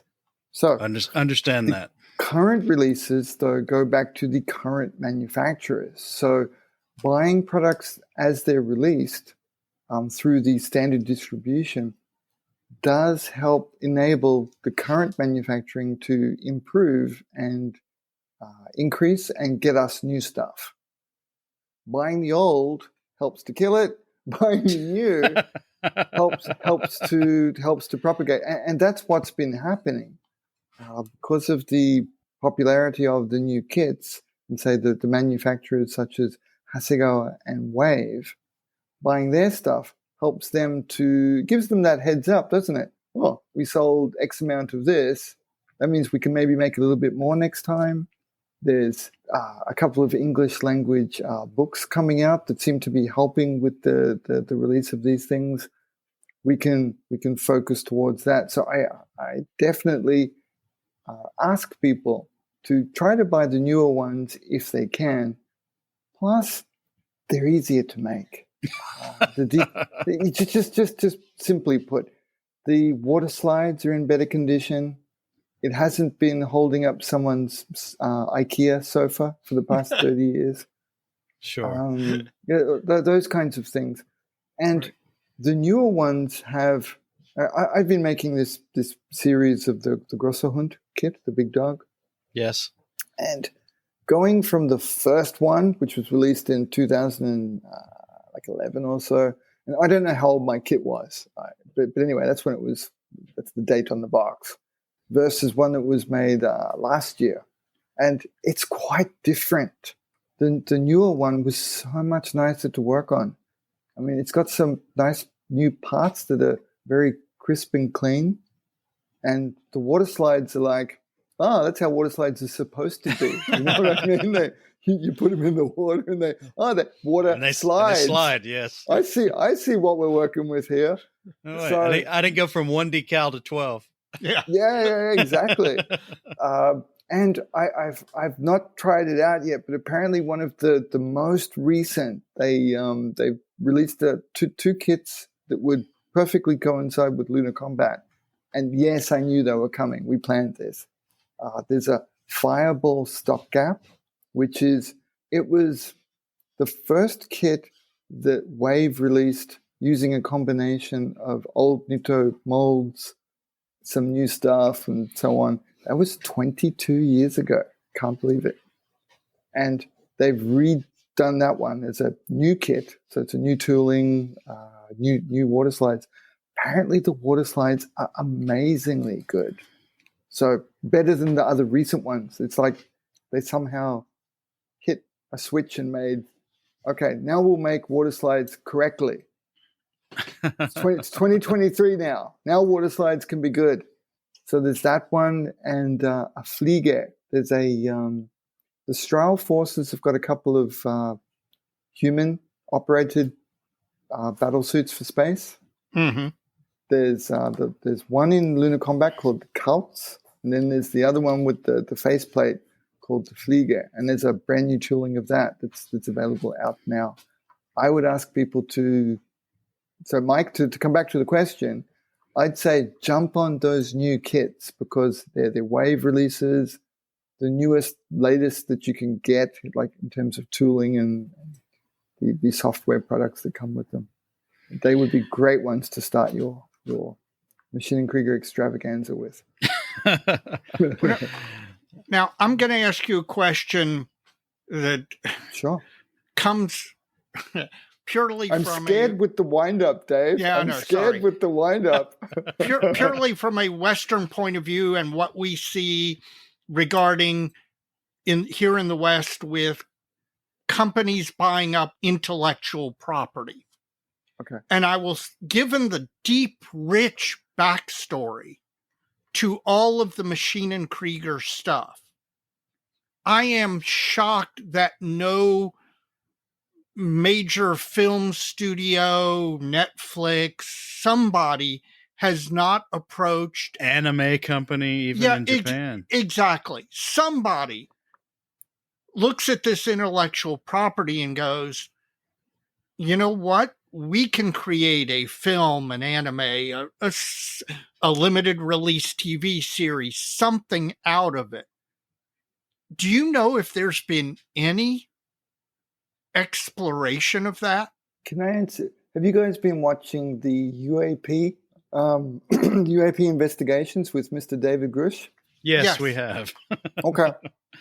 That's how I need to answer this. Okay. I got a David Grush it. So gotcha. I gotta say NDA. So right. I've got to be very careful how I answer questions like that. But there's been historical. Remember, so I can talk about it in terms of Roswell. So James Cameron came and did a exploratory thing a very long time ago, before quite some time back. That does not shock me. Yeah, I could see him being a person. That's one of the very old ones. So, and damn, your cell job must have sucked, because I would really like to have seen that. Yes. Yeah. Yeah, the heck with this Avatar stuff. I would have liked to have seen Machine & Krieger on the big screen. I didn't want to use those words, but yeah, exactly, right? So yeah, like those kind of things are always sort of happening. And gotcha. I get, like, I'm allowed to say this because it happens to me. I get pinged all the time, and by people I don't know, who say, introduce me to Yokoyama-san. I'm like, can someone introduce you to me first, please? Yeah. Because I don't know you from Adam. So right. What? And then they go around me and they go, oh yeah. So Yokoyama-san, I was really impressed before Mike said his name. He said it like very nicely, Ko Yokoyama-san. But I know when they write it, they're saying it cow, aren't they? Thank you. You just know that these people. We'll get to that in just a minute. These people are writing it with no idea to me, and they go, yeah, introduce me to cow. And then next thing you know, Yokoyama-san sending me a message going, dude, these people are name dropping you to me. Do you know who they are? No. I got that, but worse. I politely replied, and I've not had a reply to my reply. Well, I would not be shocked that there are plenty of people sniffing around this particular IP, given the richness, given the depth, given the length of the backstory. The amazing thing is the modest inception of this genre. Yes. We need Papa Iger to come in and have a look, don't we? I mean, basically, it was a comic strip almost, right? In one of the Japanese model magazines. Yeah, pretty much. Yeah. And to get where it is now is And I mean, we're talking about the 80s when there were kits available. So not so long before that, 30 years now, at least, maybe more, 40 almost, is amazing, considering it's had no major, what we would call major IP attached to it. So right. it's Well, last year was the 40th anniversary, because my first, the first English book was my Mark 44 publication. It had the 40-year anniversary sticker on the front, which was pretty cool. So that was amazing. Let me just say that I hope your NDAs all work out really, really well. I'm not an owner at all. I don't. That's one of the things I've got to mention to people. I don't get to own anything. I ask permission to work with this. So sure. So there's some of that, but I've been very careful to make sure Yokoyama-san approves. Everything also is good enough to thank him for all of his work. So, for example, I'm about to. I don't know when you're going to release the show, guys, but it will come about that I'll be appearing at I'll be going along to. So appearing, it sounds a bit. Yeah, we're getting back to it. So, yeah, it's all me, aren't we? Yeah, there you go. That's all right. I'm gonna show up. I'm gonna go along to a model show here, and I've got permission from Yokoyama-san to call it an official Maschinen Krieger presentation. So he said okay to that yesterday, and that'll be kind of cool. And that's very important in Japanese culture. People don't realize that, the proper respect for up the line and the people who came before you or created before you or who were the originators. Right. And that, I think in the Western world, we don't have quite that concept, which frankly is a shame. No, I've in my dealings, especially in the US, people are very polite and proper about it. Interestingly, in dealing with stuff in Spain, I got in trouble for getting permission for some stuff. They were like, "Why? Why'd you tell them? Other people are going to ask now." I was like, "No, it's the proper thing to do. You can't act like you own everything." Right. Yeah, there's a proper way to go about things. Well, I'm going to change gears a little bit, and because we're getting right at an hour here, Lincoln. The first interview I heard you talking about Maschinen Krieger or your story or any of that was on Scale Model Podcast out of Canada, and Anthony Goodman was probably was hosting that interview. Who does an incredible job. He's a real natural at interviews. But at the time, I was working for a Japanese company in the United States. Wow. Okay.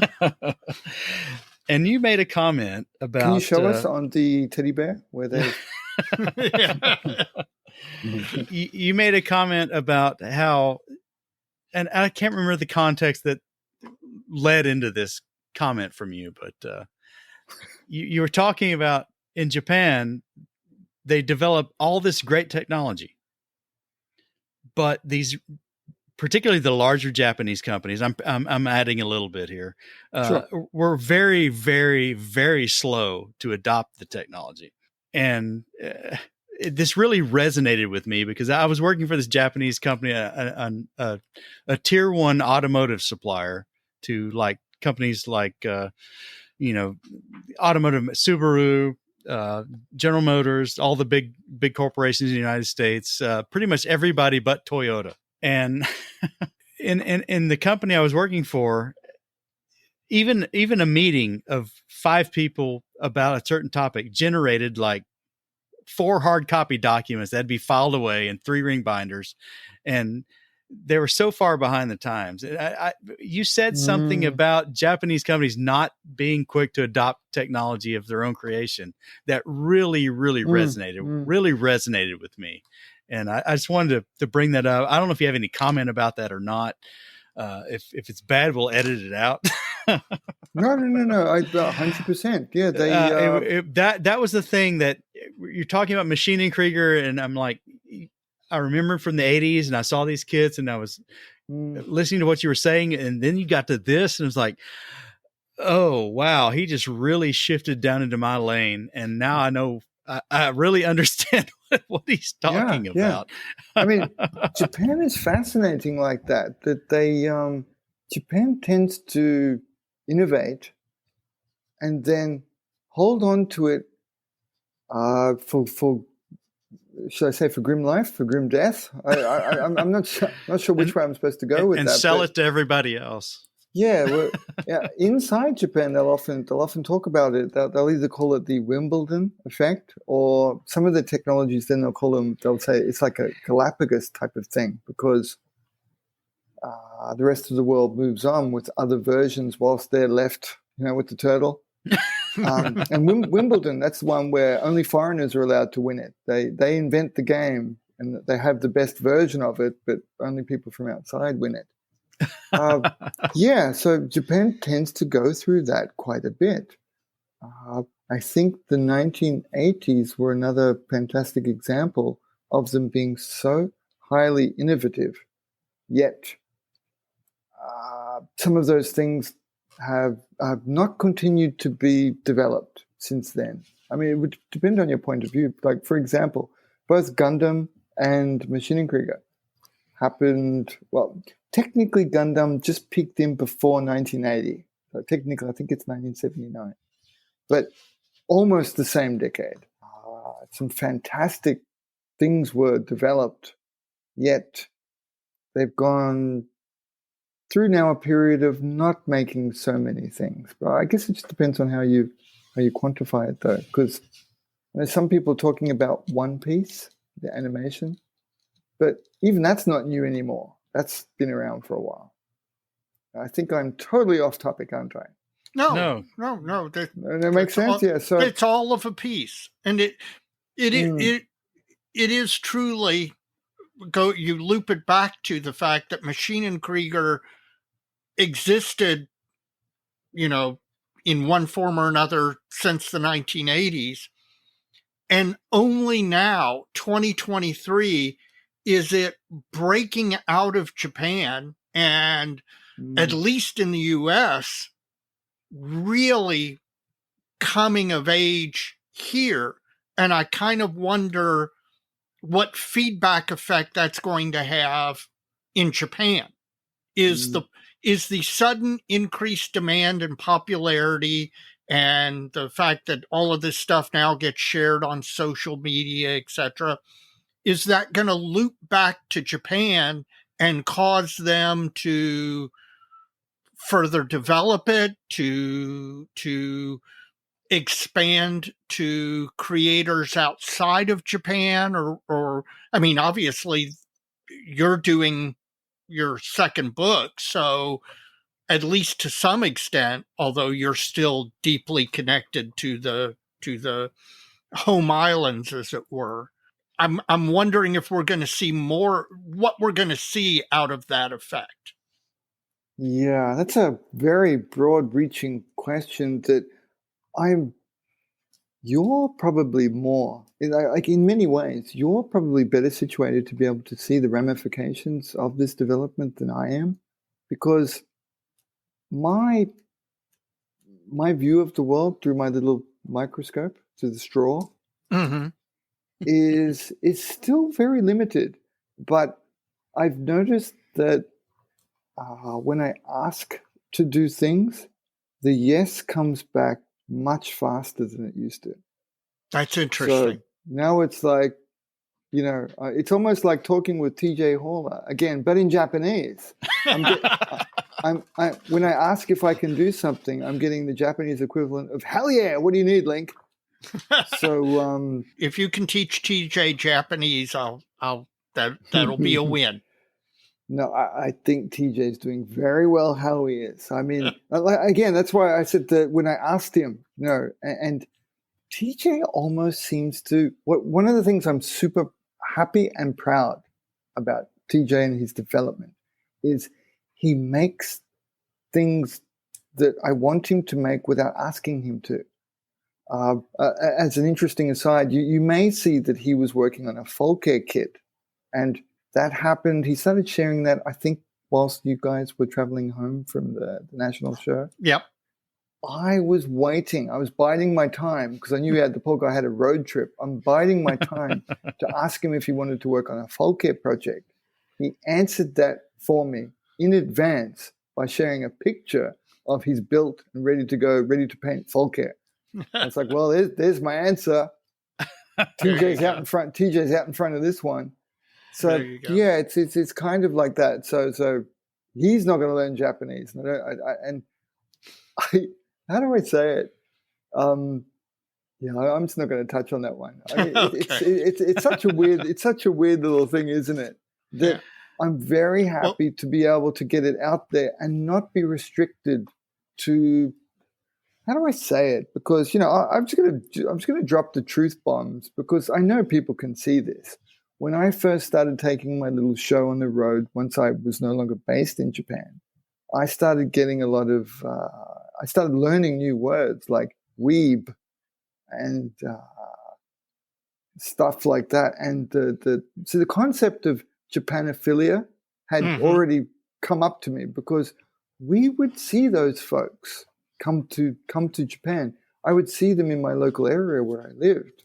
My wife and I would spot them and go, like you'd see a kid with the parents, and you go, those poor parents are stuck. The kids learned something from some weeby show and dragged the poor parents to Japan and demanded that they do this thing. And the parents are like, WTF, what are we doing here?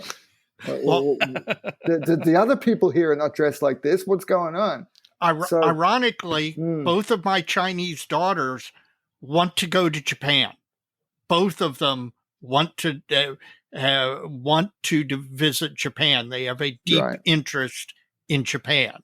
Japan and Korea's propaganda sale of culture is doing really well. Yeah, my daughter gets this one quite a bit. She'll have a lot of people mention to her their affinity for anime. She's like, what?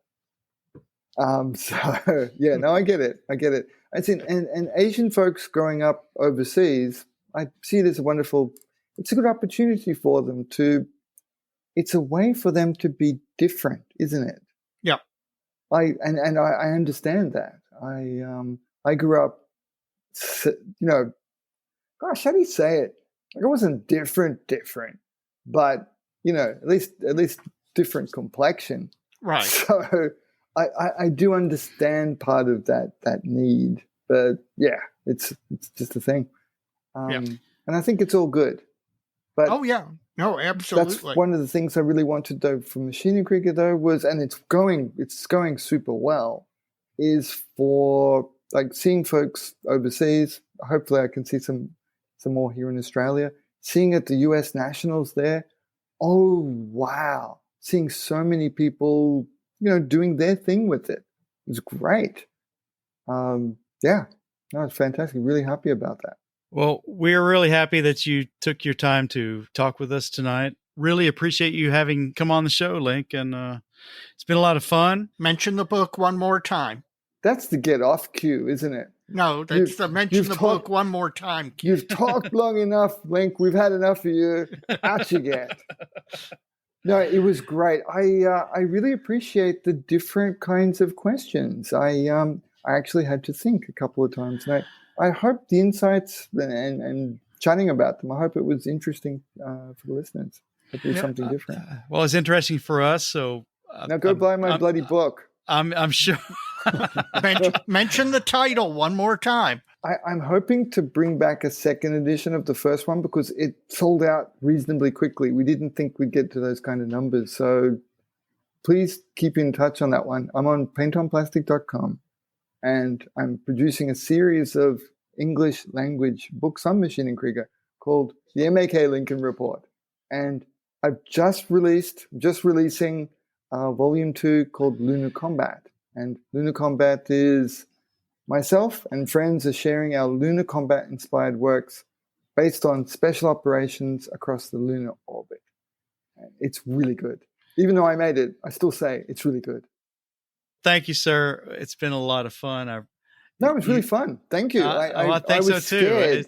I'm scared talking with new people in case they say, so what the hell is this thing you're doing, you know? But no, you guys were great about it. Thank you for knowing. So you said you didn't know anything, but you know, you really sandbagged it there. You came in at the expert level and asked fantastic questions. We did some research. Yes. Thank you. I sincerely appreciate that. Well, Dave, that was fun. That was real fun. First of all, you always have a fun time talking with an Aussie. They're the most gregarious people on the planet.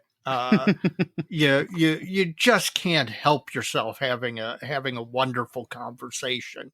And, you know, he gave a real picture into an area that A, is exploding in popularity, and B, I will admit I have little to no visibility in. I mean, I knew what it was. I saw the stuff back in the 80s and 90s, but I really didn't have any knowledge of the background and how it evolved and where it's going and how he got involved in it as a Westerner in Japan.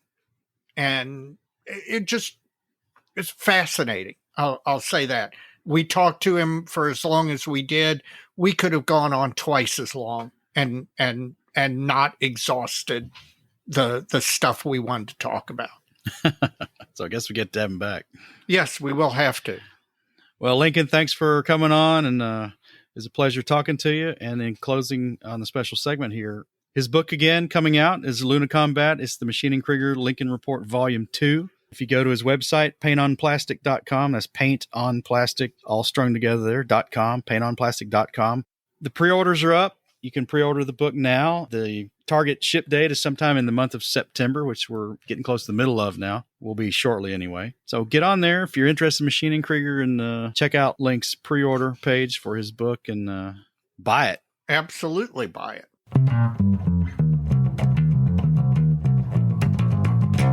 Dave, it is time for the Benchtop Halftime Report. And before we get too far into that, as an aside, we're going to talk about something else for a couple seconds here that it's not quite mildly related. What's the Benchtop Halftime Report? Did you catch that Colorado TCU game? Yes, I did. Oh, man. Deion Sanders, man, giving the sports media the STFU. Yes. Because TCU was in the stinking playoffs, if I'm not mistaken, last year. They were in the championship game last year. Oh, that's right. They got blown out by Georgia. Well, they just lost to Neon Deion and his upstart program. So. Hey, I was for many years a long-suffering Washington Redskins fan. So I remember Neon Deion from back in the day. And while the guy talks a lot, he does a lot. You gotta say, he puts his money where his mouth is, and you know, I forget who said it, but it ain't bragging if you can do it. And he certainly did. Well, and it was awesome. And I was happy to watch college football. I'm happy to see it back. And I've got to tell you, I'm looking forward to El Asinio, which is the Iowa State football game this weekend, which usually is a flaming dumpster fire in one way or another. And I cannot wait to see in what way it is uniquely terrible this year. Well, back to scale modeling, which is what folks are here for. So we can talk sports if you want to talk sports in the emails, folks. Yeah. Or in the messenger. What is up on your bench, Dave? I know what is. How's it going? Well, two things. One, the F8 is there. It's basically ready for decals on the fuselage. The wings have already been decaled. Then it is from there glossed, weathering, fiddly bits, and it's done. And so I am still on track to get it done for the regional. But I did sin a great sin, which I said I wasn't going to do, but I did it. The Septemberists, our friends, the Septemberists, the guys, a bunch of guys who are 72nd scale modelers, who had the Mosquito group build at San Marcos, which was only 2 years after it was supposed to be done for Las Vegas. But they're doing a group build for Madison for D-Day and 72nd scale D-Day engineering related items. And we're talking among ourselves. It gets you fired up.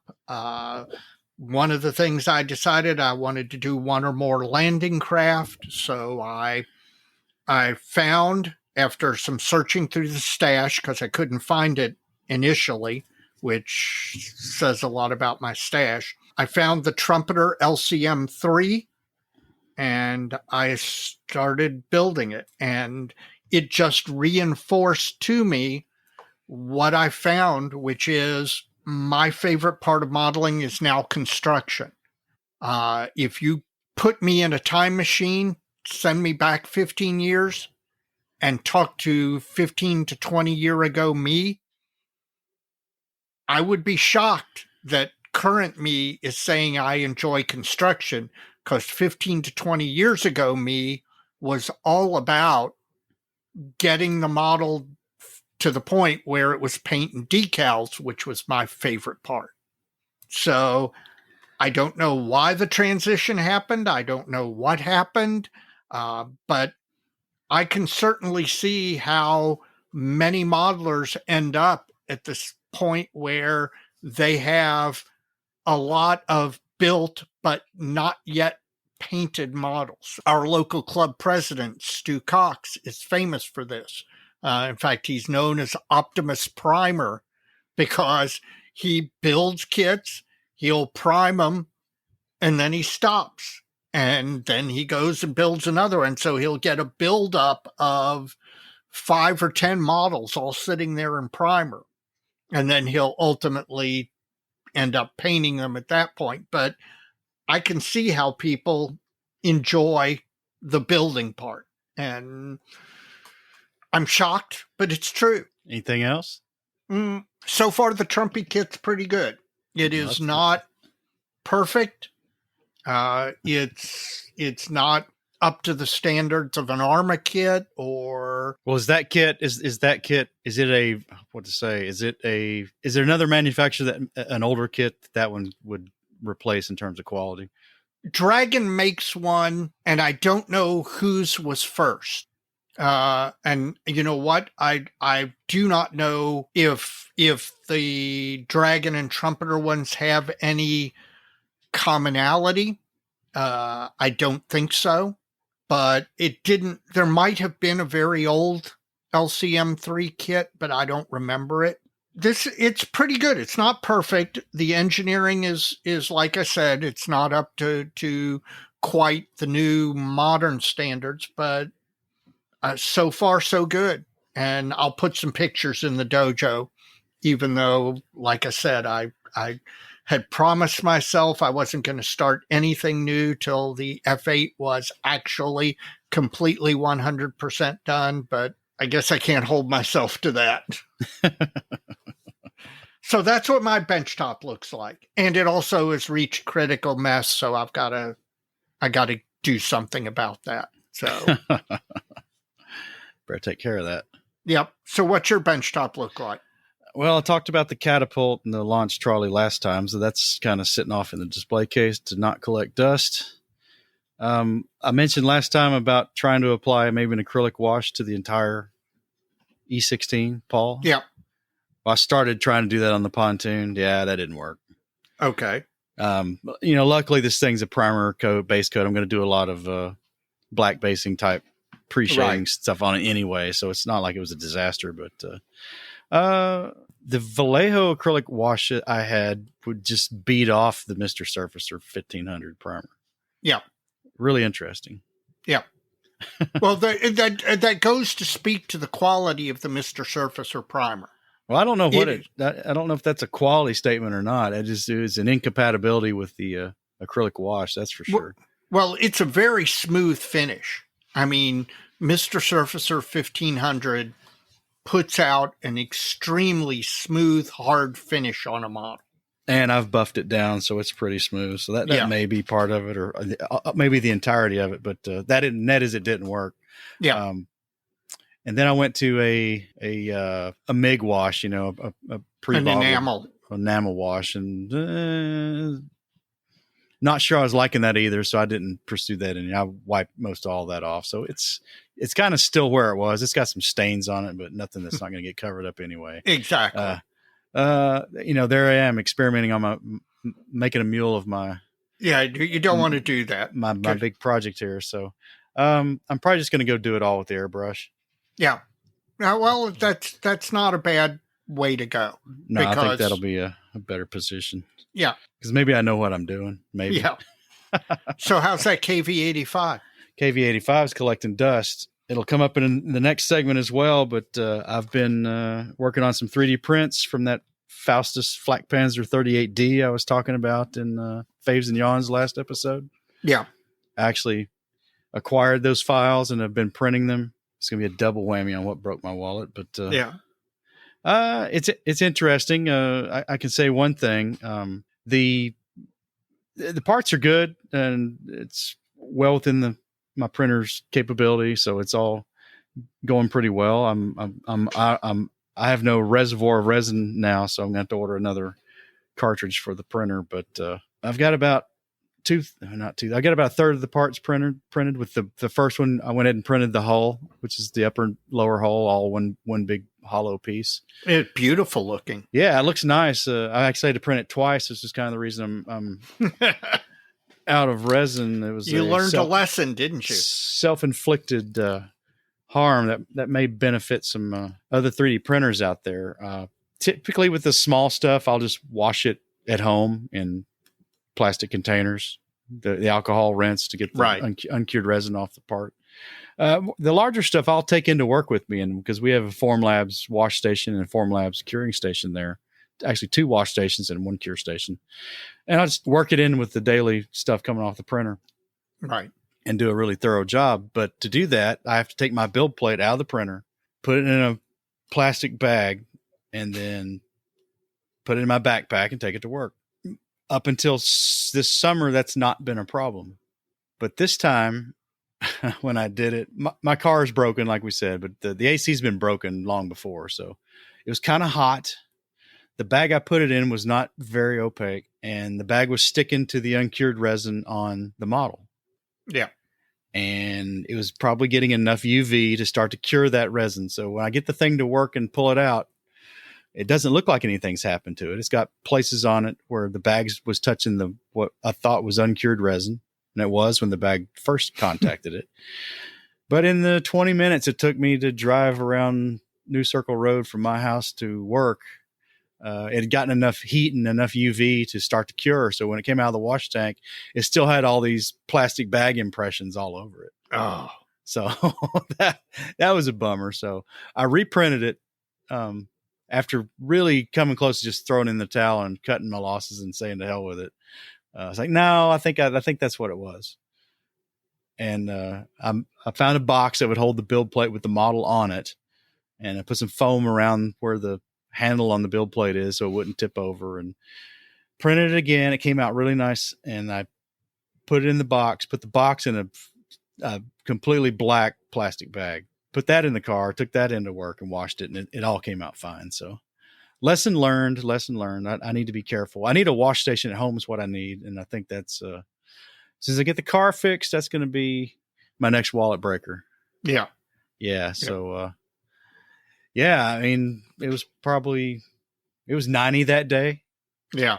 So it's pretty hot in the car, even with the windows down at 50 miles an hour. Right. You live and learn these things. I mean, I would rather not learn that one. Yeah, because, I know that was probably expensive. Yeah, that was expensive. So, yeah, that's all, man. That's all I've been working on. I got this Moosaroo cup staring at me, but yeah, you better get to it. You don't want to take my word for it. You don't want to wait till the last minute.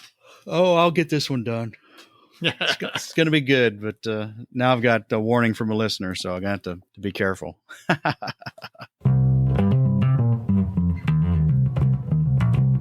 Mike, have you been spending any money on modeling?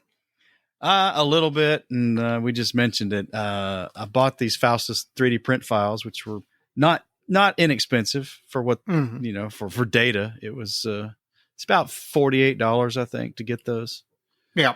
I've spent the money there. I got to buy another stinking tank of resin. That's going to be pricey because that's the ball and chain on the Formlab stuff. You kind of locked into their supplies. Right. But, I'm not going to make another model transport error and burn a bunch of resin for no reason. Well, not only that, but let's face it, that's a dang good printer. I mean, it's not your entry level. No, but I will say, admittingly, and I knew this when I got it, that there are some of these desktop hobby printers that they'll print circles around this thing if you want to start getting into the really fine detail. Really? It will, yeah. So I paid for simplicity for the most part. That's going to do almost everything I want to do on it, just because of my build philosophy. I'm not one who's inclined to put all those tiny details on something. I'd rather add them later on my own. But that may be a cop-out answer, but that's kind of the way I think about it right now. And sure, I'm going to have to live that, or else I'm going to be augmenting this printer with another one at some point. And we just don't want to go there. No, we don't. No, especially since you don't have the wash station yet. No, so that's about it. I've not spent much money since Nationals. I got my eye on a few things, but I'll save those for the next time this segment rolls around. What about you? Well, I'm in a very similar situation. I had on my 1994 Supra, my radiator, after 29 years, finally gave out. So I've had to order a Hashimoto aluminum racing radiator. And so money that I was going to spend on modeling adjacent items went to that. So I'm really pretty, I'm trying to, I'm building the kit that I had in the stash rather than going out and buying a new one. I've got to get my supplies organized, but generally I have everything I currently need to finish up my current projects. And I'm also kind of financially exhausted from the Nationals. That happens you can't go to the Nationals and not spend some money. Your level of restraint at the Nationals was impressive to me. I can't quite manage that level of restraint. Well, had the right things been there, I wouldn't have either. But yeah, well, some days it's just not there. It's just not. That's right. That's right. So, but yeah, no, and I don't anticipate. I will be honest with you. Between now and the end of the year, there's one or two things I have my eye on, but in general, I'm probably going to, other than supplies, paints, and thinners and such, I'm probably going to be very limited in my modeling spending throughout the end of the year. Of course, now I say that, but I'm going to go to the regional, and there are going to be vendors there, and that may all end up out the window. We'll see. Well, I noticed Brian at Scale Reproductions posted he had that 32nd scale TIE Fighter kit. Yes. Yeah, so you need to go by there and make sure they're all gone. No, I don't. But if I go by there and take a picture, I'll ask you if you want me to pick it up for you. And I'm a little worried Link's going to drag me down this rabbit hole of machine Krieger at some point. Well, given what TJ's doing with those mobile suits, man, I can see really easily getting dragged down that kind of rabbit hole. That's right, man. So that's all I've got going on for what broke my wallet. Me too. Mike, we're almost at the end of the episode, and I'm almost at the end of my beer. Brewhouse Brown Ale, 5.4% ABV. It has notes of chocolate and coffee in it. I don't know that I get the chocolate. I get the coffee kind of as a tang rather than a taste that I identify as coffee. And I'll be honest with you, generally, I am not a fan of brown ales or stouts or chocolate stouts or things like that. But this is actually really pretty darn good. So whoever brought this to us at the Nationals, please reach out, because I've enjoyed this. This has been a definite one that gets me through the episode very pleasantly. How about you? Well, I tell you, if this Lark cast strength single malt whiskey had been made in Scotland, it would be a Scotch. Oh, really? Yeah, that's the vibe this has. It's good. I'm surprised. Mm-hmm. It's a little hot. It's 116 proof. Well, cast strength. Yeah, it's cast strength. So it's going to be a little hot. It's got a pretty good flavor. Now, it probably doesn't have the peat smoke. Well, that's what I was going to ask you. Does it have a peaty or a smoky back? No, but it's got the this is a small bottle. It's 100 milliliter bottles, and I've put it down to the halfway line. So when I come see you next time, you can try it for yourself. Well, you and I've got some bottles to exchange. We're going to have to work that out. So, Paul, it's good. I would definitely have some more of this. I wish I had more. Yeah. This reminds me of any Scotch I've had, really. Huh. Not so much a bourbon. Gotcha. So I'm real curious. I'm going to get online and check it out. So it's Lark Distillery, and again, it's from Hobart, Tasmania. So yeah, Tasmanian whiskey. There you go. Hey, we get it from all over the world. That's right. So, Mr. Gloucester, thanks a lot. Yes, thank you very much.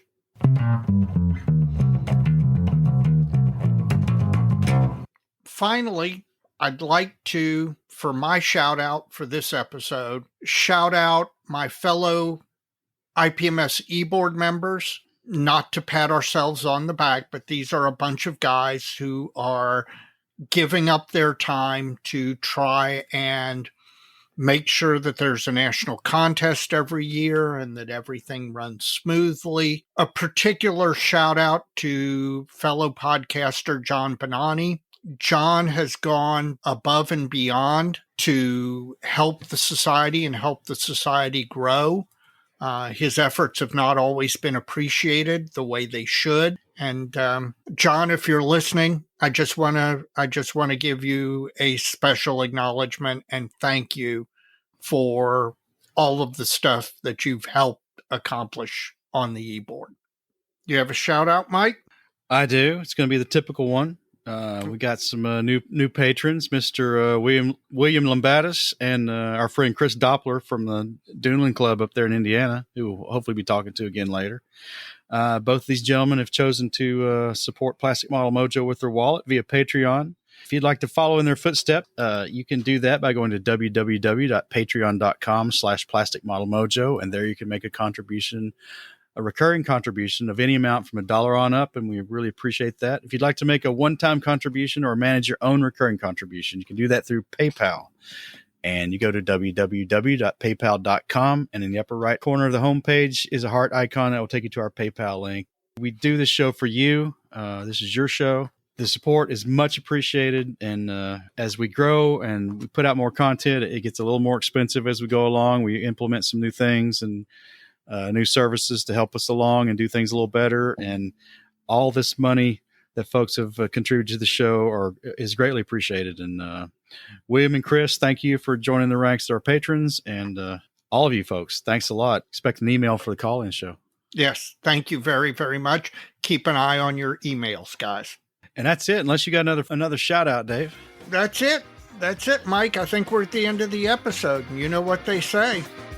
So many kits, Dave. So little time, Mike. See you soon. We'll see you at the regional. You got it.